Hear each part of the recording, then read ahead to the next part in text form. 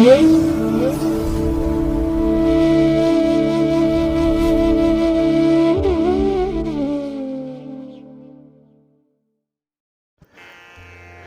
ಮಹಾಗಣಪತಯೇ ನಮಃ. ಶ್ರೀ ಗುರುಭ್ಯೋ ನಮಃ. ಹರಿ ಓಂ. ಸಿರಿಗನ್ನಡ ಸುದ್ದಿವಾಹಿನಿಯ ಸದಭಿಮಾನದ ಸಹೃದಯ ವೀಕ್ಷಕ ಮಹಾಶಯರೇ, ತಮಗೆಲ್ಲರಿಗೂ ಕೂಡ ಸಿರಿಗನ್ನಡ ಸುದ್ದಿವಾಹಿನಿಗೆ ಸ್ವಾಗತ. ದಯಾಮಯನಾದಂಥ ಭಗವಂತನ ಅನುಗ್ರಹ ತಮ್ಮೆಲ್ಲರಿಗೆ ಪ್ರಾಪ್ತಿಯಾಗಲಿ, ತಮ್ಮೆಲ್ಲರ ಜೀವನ ಆರೋಗ್ಯದಾಯಕವಾಗಿರಲಿ, ಸಂತೃಪ್ತಿದಾಯಕವಾಗಿರಲಿ ಎಂದು ಭಗವಂತನಲ್ಲಿ ಪ್ರಾರ್ಥನೆಯನ್ನು ಮಾಡ್ತಾ ಈ ದಿನದ ವಿಶೇಷ ಕಾರ್ಯಕ್ರಮವನ್ನು ನೋಡೋಣ. ಹಾಗೆ ದ್ವಾದಶ ರಾಶಿಯವರ ಗೋಚಾರ ಫಲಗಳು ಹೇಗಿವೆ ಅನ್ನೋದನ್ನು ಕೂಡ ತಿಳಿಯೋಣ ಬನ್ನಿ. ವೀಕ್ಷಕರೇ, ಈ ದಿನ ತಮ್ಮ ಹುಟ್ಟುಹಬ್ಬವನ್ನು ಆಚರಿಸ್ಕೊಳ್ತಾ ಇರುವಂಥ ತಮಗೆಲ್ಲರಿಗೂ ಕೂಡ ಹುಟ್ಟುಹಬ್ಬದ ಶುಭಾಶಯಗಳು.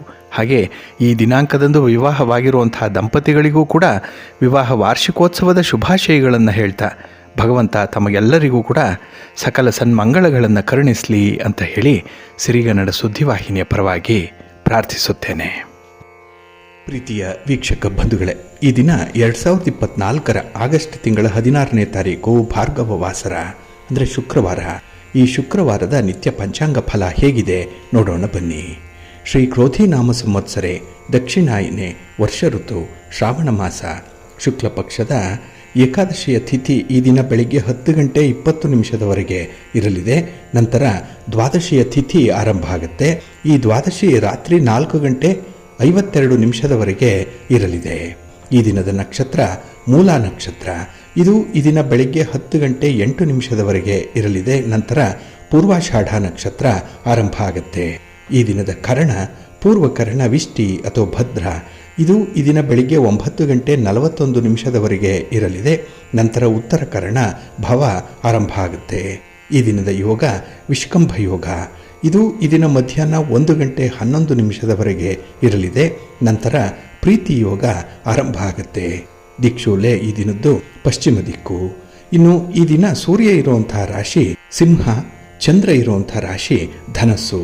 ಹಾಗೆ ಈ ದಿನ ರಾಹುಕಾಲ ಇರುವಂಥ ಸಮಯ ಈ ದಿನ ಬೆಳಿಗ್ಗೆ 10 ಗಂಟೆ 53 ನಿಮಿಷದಿಂದ ಮಧ್ಯಾಹ್ನ 12 ಗಂಟೆ 27 ನಿಮಿಷದವರೆಗೆ.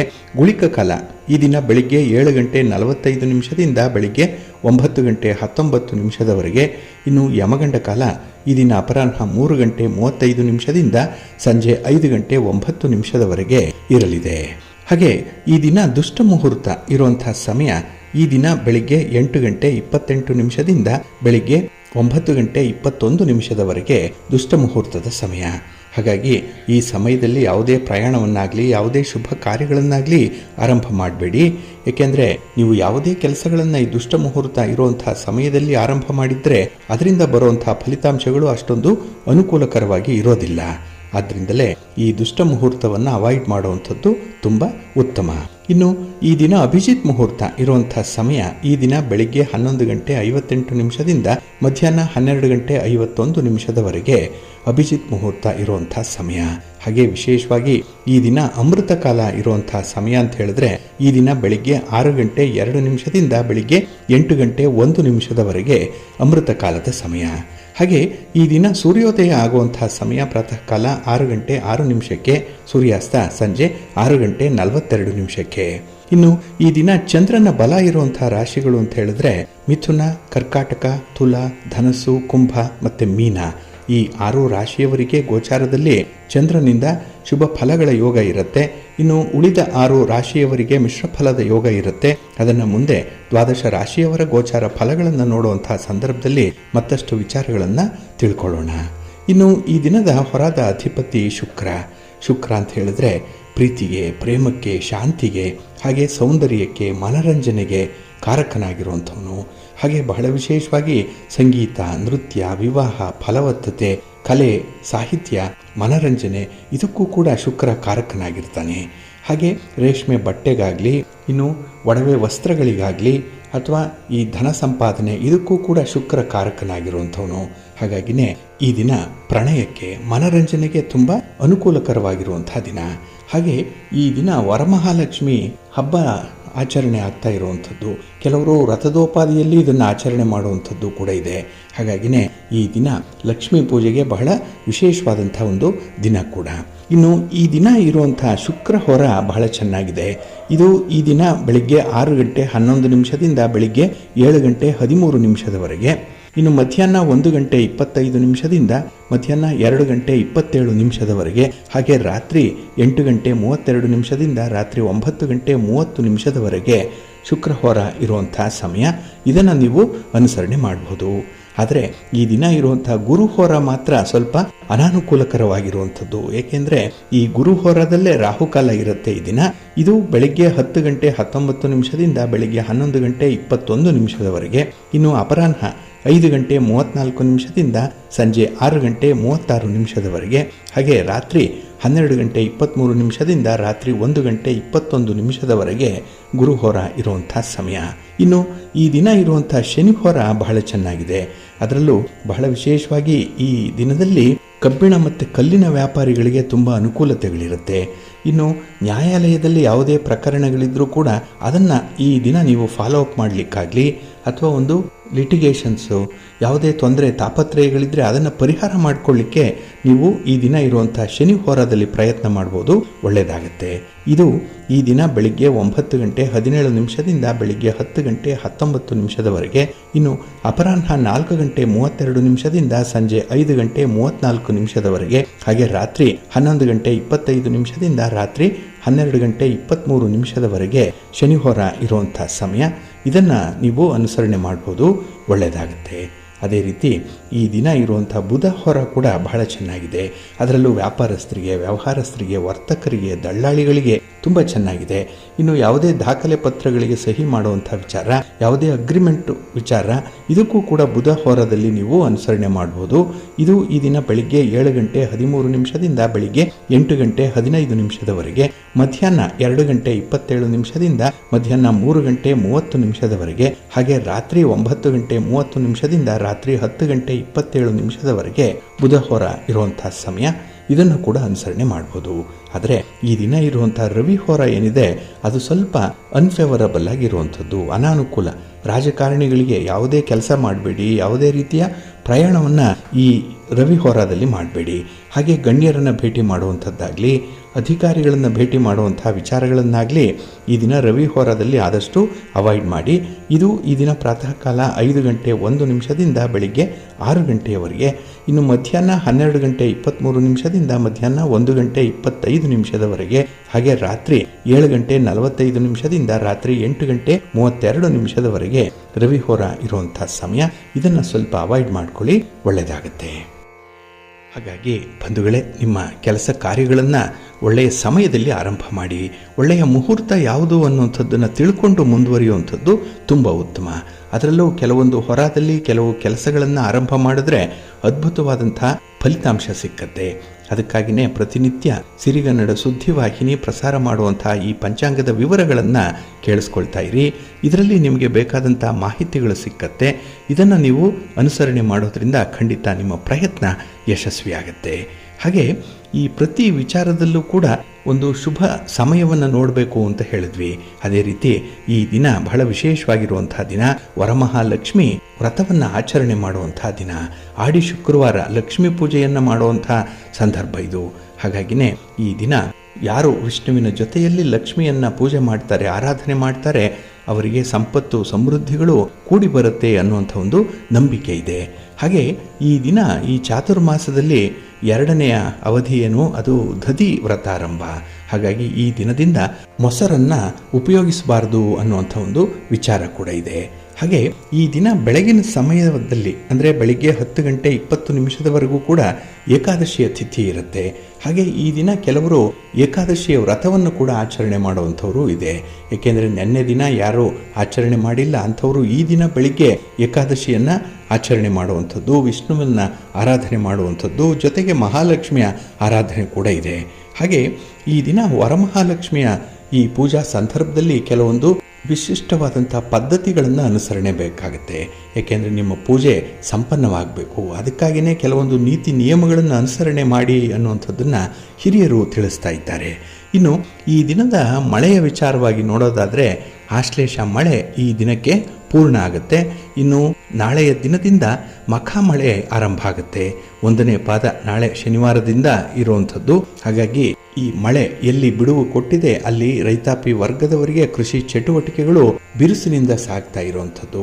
ಹಾಗೆ ಬಿಡುವಿಲ್ಲದ ಸಮಯ. ಭೂತಾಯಿಯ ಸೇವೆಗೆ ನಿಂತಿರುವಂತಹ ಕೃಷಿಕರಿಗೆ ವರಮಹಾಲಕ್ಷ್ಮಿ ಸರ್ವ ವಿಧದಲ್ಲೂ ಕೂಡ ಸಂಪತ್ತು ಸಮೃದ್ಧಿಯನ್ನು ತರಲಿ, ಧಾನ್ಯಲಕ್ಷ್ಮಿ ಒಲಿದು ಬರಲಿ ಅಂತ ಹೇಳ್ತಾ, ಇನ್ನು ಈ ದಿನದ ಮತ್ತೊಂದು ವಿಶೇಷತೆ ಅಂತ ಹೇಳಿದ್ರೆ ಸೂರ್ಯ ಸಂಕ್ರಮಣ ಆಗ್ತಾ ಇರುವಂಥದ್ದು. ಈ ದಿನ ರಾತ್ರಿ 7:28 ರವಿ ತನ್ನ ಸ್ವಂತ ರಾಶಿಯಾದಂತಹ ಸಿಂಹ ರಾಶಿಯನ್ನ ಪ್ರವೇಶ ಮಾಡ್ತಾ ಇದ್ದಾನೆ. ಇಲ್ಲಿ ದ್ವಾದಶಿಯ ತಿಥಿ ಇರುತ್ತೆ, ಪೂರ್ವಾಷಾಢ ನಕ್ಷತ್ರ ಇದೆ, ಪ್ರೀತಿ ಯೋಗದಲ್ಲಿ ಭವಕರಣದಲ್ಲಿ ರಾಜಪಂಚಕ ಕುಜ ಹೊರೆಯಲ್ಲಿ, ಇನ್ನು ಕುಂಭ ಲಗ್ನದಲ್ಲಿ ಶತಭಿಷ ನಕ್ಷತ್ರ ಇರುವಂತಹ ಸಮಯದಲ್ಲಿ ಪ್ರವೇಶ ಮಾಡಿ ಮಖ ಪುಬ್ಬ ಉತ್ತರ ನಕ್ಷತ್ರಗಳ ಪರಿಭ್ರಮಣವನ್ನು ಮಾಡ್ತಾ ಸೆಪ್ಟೆಂಬರ್ 16ನೇ ತಾರೀಕಿನವರೆಗೆ ಇಲ್ಲಿ ಸಿಂಹ ರಾಶಿಯಲ್ಲಿ ರವಿಯ ಪರಿಭ್ರಮಣ ಇರುತ್ತೆ. ಹಾಗಾಗಿನೇ ಕೆಲವೊಂದು ವಿಚಾರದಲ್ಲಿ, ಅದರಲ್ಲೂ ಬಹಳ ಮುಖ್ಯವಾಗಿ ರಾಜಕಾರಣಿಗಳಿಗೆ ಸ್ವಲ್ಪ ವ್ಯತ್ಯಯಗಳು ಉಂಟಾಗುವಂಥದ್ದಿದೆ. ಸರ್ಕಾರಿ ಕೆಲಸದಲ್ಲಿ ಕೂಡ ಸ್ವಲ್ಪ ಅಸ್ತವ್ಯಸ್ತಗಳು ಉಂಟಾಗುವಂಥದ್ದು. ಇನ್ನು ಸರ್ಕಾರಿ ಕಚೇರಿಗಳಲ್ಲಿ ಕೆಲಸಗಳಾಗಬೇಕಿದ್ರೆ ಸ್ವಲ್ಪ ಪರಿಶ್ರಮದಿಂದಲೇ ಮುಂದುವರಿಬೇಕಾಗತ್ತೆ. ಹಾಗೆ ಗಣ್ಯರನ್ನು ಭೇಟಿ ಮಾಡುವಂಥ ವಿಚಾರಗಳಾಗಲಿ ಅಥವಾ ಆರೋಗ್ಯದಲ್ಲಿ ಆಗುವಂಥ ವಿಚಾರಗಳಾಗಲಿ ಸ್ವಲ್ಪ ಹಿನ್ನಡೆಯನ್ನು ಕಾಣುವಂಥ ಸಂದರ್ಭಗಳು ಇದೆ ಕೆಲವರಿಗೆ. ಹಾಗಾಗಿ ಮುಂದೆ ನಾವು ಯಾವ ಯಾವ ರಾಶಿಯವರಿಗೆ ಈ ರವಿ ಸಂಕ್ರಮಣದಿಂದ ಯಾವ ರೀತಿಯ ಫಲಾಫಲಗಳು ಉಂಟಾಗುತ್ತೆ ಅನ್ನುವಂಥ ವಿಚಾರಗಳನ್ನು ತಿಳ್ಕೊಳ್ಳೋಣ. ಇನ್ನು ಈ ದಿನ ತಮಗೆಲ್ಲ ಗೊತ್ತಿರೋ ಹಾಗೆ ವರಮಹಾಲಕ್ಷ್ಮಿ ವ್ರತ, ಇಲ್ಲಿ ತಿಥಿ ವಾರ ಇವುಗಳಿಗೆ ಅನುಗುಣವಾಗಿ ಮಾಡುವಂತಹ ಒಂದು ಪೂಜೆ ಇದು ವ್ರತ. ಇದಕ್ಕೆ ಕಾರಕರು ಸೂರ್ಯ ಮತ್ತು ಚಂದ್ರ. ಏಕೆಂದರೆ ಸೂರ್ಯನಿಂದ ಚಂದ್ರ ಎಷ್ಟು ದೂರ ಹೋಗ್ತಾನೋ ಅದರ ಆಧಾರದ ಮೇಲೆ ವ್ರತ ನಿರ್ಧರಿಸಲ್ಪಡುತ್ತೆ. ಹಾಗಾಗಿ ಈ ದಿನ ವರಮಹಾಲಕ್ಷ್ಮಿ ವ್ರತದ ದಿನ. ಶ್ರಾವಣ ಮಾಸದ ಹುಣ್ಣಿಮೆಯ ಹಿಂದಿನ ದಿನವನ್ನು ವರಮಹಾಲಕ್ಷ್ಮಿ ವ್ರತ ಅಂತ ಹೇಳಿ ಆಚರಣೆ ಮಾಡ್ತಾರೆ. ಇದು ಸಾಮಾನ್ಯವಾಗಿ 2ನೇ ಶುಕ್ರವಾರ ಈ ವರಮಹಾಲಕ್ಷ್ಮಿ ವ್ರತ ಬರುತ್ತೆ. ಆದರೆ ಈ ವರಮಹಾಲಕ್ಷ್ಮಿ ವ್ರತವನ್ನು ಮೊದಲು ಮಾಡಿದಂಥವರು ಚಾರುಮತಿ. ಆ ಕಥೆಯನ್ನು ಕೇಳಿದ್ರೆ ನಿಮಗೆ ಅರ್ಥ ಆಗುತ್ತೆ ಯಾವ ರೀತಿಯಲ್ಲಿ ವರಮಹಾಲಕ್ಷ್ಮಿ ವ್ರತವನ್ನು ಆಚರಣೆ ಮಾಡಿದ್ರು, ಯಾಕಾಗಿ ಮಾಡಿದ್ರು ಅನ್ನುವಂಥದ್ದು. ಆದರೆ ನಮ್ಮ ಒಂದು ಹಿಂದೂ ಪುರಾಣದಲ್ಲಿ ಇರುವಂಥ ಲಕ್ಷ್ಮಿಯರು ಅಂತ ಹೇಳಿದ್ರೆ ಅಷ್ಟಲಕ್ಷ್ಮಿಯರು ಮಾತ್ರ, 8 ಲಕ್ಷ್ಮಿಯರು. ಇದರಲ್ಲಿ ವರಮಹಾಲಕ್ಷ್ಮಿ ಅನ್ನುವಂಥ ಹೆಸರನ್ನು ಎಲ್ಲೂ ಕೂಡ ಹೇಳಿಲ್ಲ. ಪ್ರಭಾವಳಿಯ ಒಂದು ಆಕಾರದಲ್ಲಿ ಲಕ್ಷ್ಮಿಯರ ಚಿತ್ರಗಳನ್ನು ನೀವು ನೋಡಿರ್ಬೋದು ಸಾಮಾನ್ಯ. ಇದರಲ್ಲಿ ಮಧ್ಯದಲ್ಲಿ ಧನಲಕ್ಷ್ಮಿ ಇರುವಂಥದ್ದು.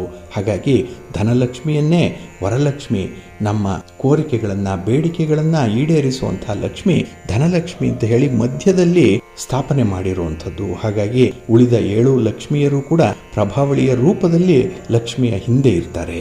ಹಾಗೆ ನಮಗೆ ಬೇಕಾಗಿರುವಂಥ ಈ ಅಷ್ಟಲಕ್ಷ್ಮಿಯರು ಕೂಡ ಜೀವನದ ಪ್ರತಿಯೊಂದು ವಿಧದಲ್ಲೂ ಕೂಡ ಇವರ ಅನುಗ್ರಹ ಬೇಕೇ ಬೇಕು. ಹಾಗಾಗಿನೇ ಒಬ್ಬ ಮನುಷ್ಯ ಸಮೃದ್ಧಿಯಾಗಿ ಆರೋಗ್ಯಪೂರ್ಣವಾಗಿ ಜೀವನವನ್ನು ನಡೆಸಬೇಕು ಅಂತ ಹೇಳಿದ್ರೆ ಅಷ್ಟಲಕ್ಷ್ಮಿಯರ ಅನುಗ್ರಹ ಬೇಕೇ ಬೇಕು. ಅದರಲ್ಲೂ ವರಲಕ್ಷ್ಮಿ ಕೇಳಿದ ಕೂಡಲೇ ವರವನ್ನು ಕೊಡುವಂಥವಳು. ಹಾಗಾಗಿನೇ ಈ ಮಹಾಲಕ್ಷ್ಮಿ ಆರಾಧನೆಯನ್ನು ಮಾಡೋಣ. ಹಾಗೆ ಈ ದಿನದಲ್ಲಿ ಷೋಡಶೋಪಚಾರ ಪೂಜೆಯನ್ನು ಮಾಡಬೇಕು ಅನ್ನುವಂಥ ಒಂದು ವಿಚಾರ ಇದೆ. ಯಾಕೆ ಅಂತ ಹೇಳಿದ್ರೆ ಈ ದಿನದ ಪೂಜಾ ವಿಧಾನದಲ್ಲಿ ಕೆಲವೊಂದು ನೀತಿ ನಿಯಮಗಳನ್ನು ಅನುಸರಣೆ ಮಾಡಬೇಕು. ಈಗಾಗಲೇ ತಾವು ಪೂಜೆಯ ಸಿದ್ಧತೆಗಳನ್ನು ಮಾಡ್ಕೊಂಡಿರ್ತೀರಿ. ಇದರಲ್ಲಿ ಕಲಶ ಮತ್ತು 5 ತೆಂಗಿನಕಾಯಿಗಳನ್ನು ನೀವು ಈ ದಿನ ಸಿದ್ಧ ಮಾಡಿಕೊಳ್ಬೇಕು. ಮಂಟಪದ ಅಲಂಕಾರಕ್ಕೆ ಬೇಕಾದಂತಹ ಸಾಮಗ್ರಿಗಳನ್ನು ಇಟ್ಕೊಳ್ಳುವಂಥದ್ದು, ಬಾಳೆ ಕಂಬವನ್ನು, ಹಸಿರು ತೋರಣವನ್ನು ಕಟ್ಟುವಂಥದ್ದು, ಇನ್ನು ನೈವೇದ್ಯಕ್ಕಾಗಿ ಪಂಚಫಲವನ್ನು ಇಟ್ಕೊಳ್ಬೇಕು. ಇದರಲ್ಲಿ ಬಹಳ ಮುಖ್ಯವಾಗಿ ಲಕ್ಷ್ಮಿಗೆ ಇಷ್ಟವಾಗಿರುವಂತಹ ದಾಳಿಂಬೆ ಹಣ್ಣನ್ನು ಇಡಲೇಬೇಕು. ಇನ್ನು 9 ಎಳೆಯ ಹಸಿ ದಾರವನ್ನು ಇಟ್ಕೊಳ್ಬೇಕು ದೋರ ಬಂಧನಕ್ಕಾಗಿ. ಇನ್ನು ಬಟ್ಲಡಿಕೆ, ಅರಿಶಿನ ಕೊಂಬು, ಪಂಚಪಲ್ಲವ ಹಾಗೆ ವಿಳ್ಯದೆಲೆ ಇವುಗಳನ್ನು ಕೂಡ ನೀವು ಸಿದ್ಧ ಮಾಡಿ ಇಟ್ಕೊಳ್ಬೇಕು. ವಿಳ್ಯದೆಲೆಯನ್ನು ಆರಿಸುವಾಗ ಬಹಳ ಮುಖ್ಯವಾಗಿ ಗಮನಿಸಬೇಕು. ಏನಂದರೆ ಅದರ ತುದಿ ಮುರಿದಿರಬಾರ್ದು, ಹಾಗೆ ಮಡಿಸ್ಕೊಂಡಿರಬಾರ್ದು ಅನ್ನುವಂಥ ವಿಚಾರ. ಹಾಗೆ ಈ ದಿನ ವಾಯನದಾನಕ್ಕೆ 2 ತೆಂಗಿನಕಾಯಿ, ತಾಂಬೂಲ, ದಕ್ಷಿಣೆ ಮತ್ತೆ ಮುತ್ತುಗದ ಎಲೆಯನ್ನ ಈ ದಿನ ಉಪಯೋಗಿಸುವಂಥದ್ದು ಬಹಳ ಮುಖ್ಯ. ಹಾಗೆ ಈ ವರಮಹಾಲಕ್ಷ್ಮಿ ಪೂಜಾ ಸಂದರ್ಭದಲ್ಲಿ ಕೆಲವೊಂದು ನಿಯಮಗಳನ್ನು ಅನುಸರಣೆ ಮಾಡಬೇಕು ಅಂತ ಹೇಳಿದ್ವಿ. ಏಕೆಂದರೆ ಮೊದಲು ಪೂರ್ವ ಪೂಜೆಯನ್ನು ಮಾಡಬೇಕು, ನಂತರ ಪ್ರಾರ್ಥನೆಯನ್ನು ಮಾಡಿಕೊಳ್ಳುವಂಥದ್ದು. ಎಲ್ಲದಕ್ಕಿಂತ ಮುಖ್ಯವಾಗಿ ಗಣಪತಿಯ ಪೂಜೆಯನ್ನು ಮಾಡಬೇಕು ಈ ದಿನದಲ್ಲಿ. ಮತ್ತು ಸಂಕಲ್ಪವನ್ನು ಮಾಡಿಕೊಳ್ಳುವಂಥದ್ದು. ಹಾಗೆ ಕಲಶ ಪೂಜೆಯನ್ನು ಮಾಡಬೇಕು. ಇದು ಬಹಳ ಮುಖ್ಯ. ಏಕೆಂದರೆ ವರಮಹಾಲಕ್ಷ್ಮಿಗೆ ಕಲಶವೇ ಪ್ರಧಾನವಾಗಿ ಇರುವಂಥದ್ದು. ಹಾಗಾಗಿ ಈ ಕಲಶಕ್ಕೆ ಬೇಕಾದಂತಹ ತೆಂಗಿನಕಾಯಿ ಆಗಲಿ, ಕಲಶಕ್ಕೆ ಅಲಂಕಾರ ಮಾಡುವಂಥ ವಿಚಾರವಾಗಲಿ ತಮಗೆ ಗೊತ್ತಿದೆ. ಆದರೆ ಈ ಕಲಶಕ್ಕೆ ಇಡುವಂಥ ತೆಂಗಿನಕಾಯಿಯಲ್ಲಿ ನೀವು ಒಂದು ಅಂಶವನ್ನು ಗಮನಿಸಬೇಕು. ಏನಂದರೆ ಆ ತೆಂಗಿನಕಾಯಿಯ ಮೇಲ್ಭಾಗದಲ್ಲಿ ಇರುವಂಥ 3 ಕಣ್ಣುಗಳೇನಿದೆ ಅದು ಕಾಣಿಸಬಾರ್ದು. ಆ ರೀತಿಯಲ್ಲಿ ಜುಟ್ಟನ್ನು ಅದರೊಳಗೆ ಬಿಟ್ಟಿರಬೇಕು. ಮತ್ತು ಆ ತೆಂಗಿನಕಾಯಿ ದುಂಡಗಿರಬೇಕು. ಹಾಗೆ ಕಲಶದ ಮೇಲೆ ಕೂರುವಂತೆ ಇರಬೇಕು. ಆ ತೆಂಗಿನಕಾಯಿಯನ್ನು ಮೇಲೆ ನಾರನ್ನು ತೆಗೆದು ಸ್ವಚ್ಛ ಮಾಡಿ ಅದರ ತುಂಬ ಅರಿಶಿನವನ್ನು ಹಚ್ಚಿರಬೇಕು. ಮಧ್ಯದಲ್ಲಿ ಕುಂಕುಮವನ್ನು ಇಟ್ಟು ನಂತರ ಅದನ್ನು ಕಲಶದ ಮೇಲೆ ಕೂರಿಸುವಂಥದ್ದು.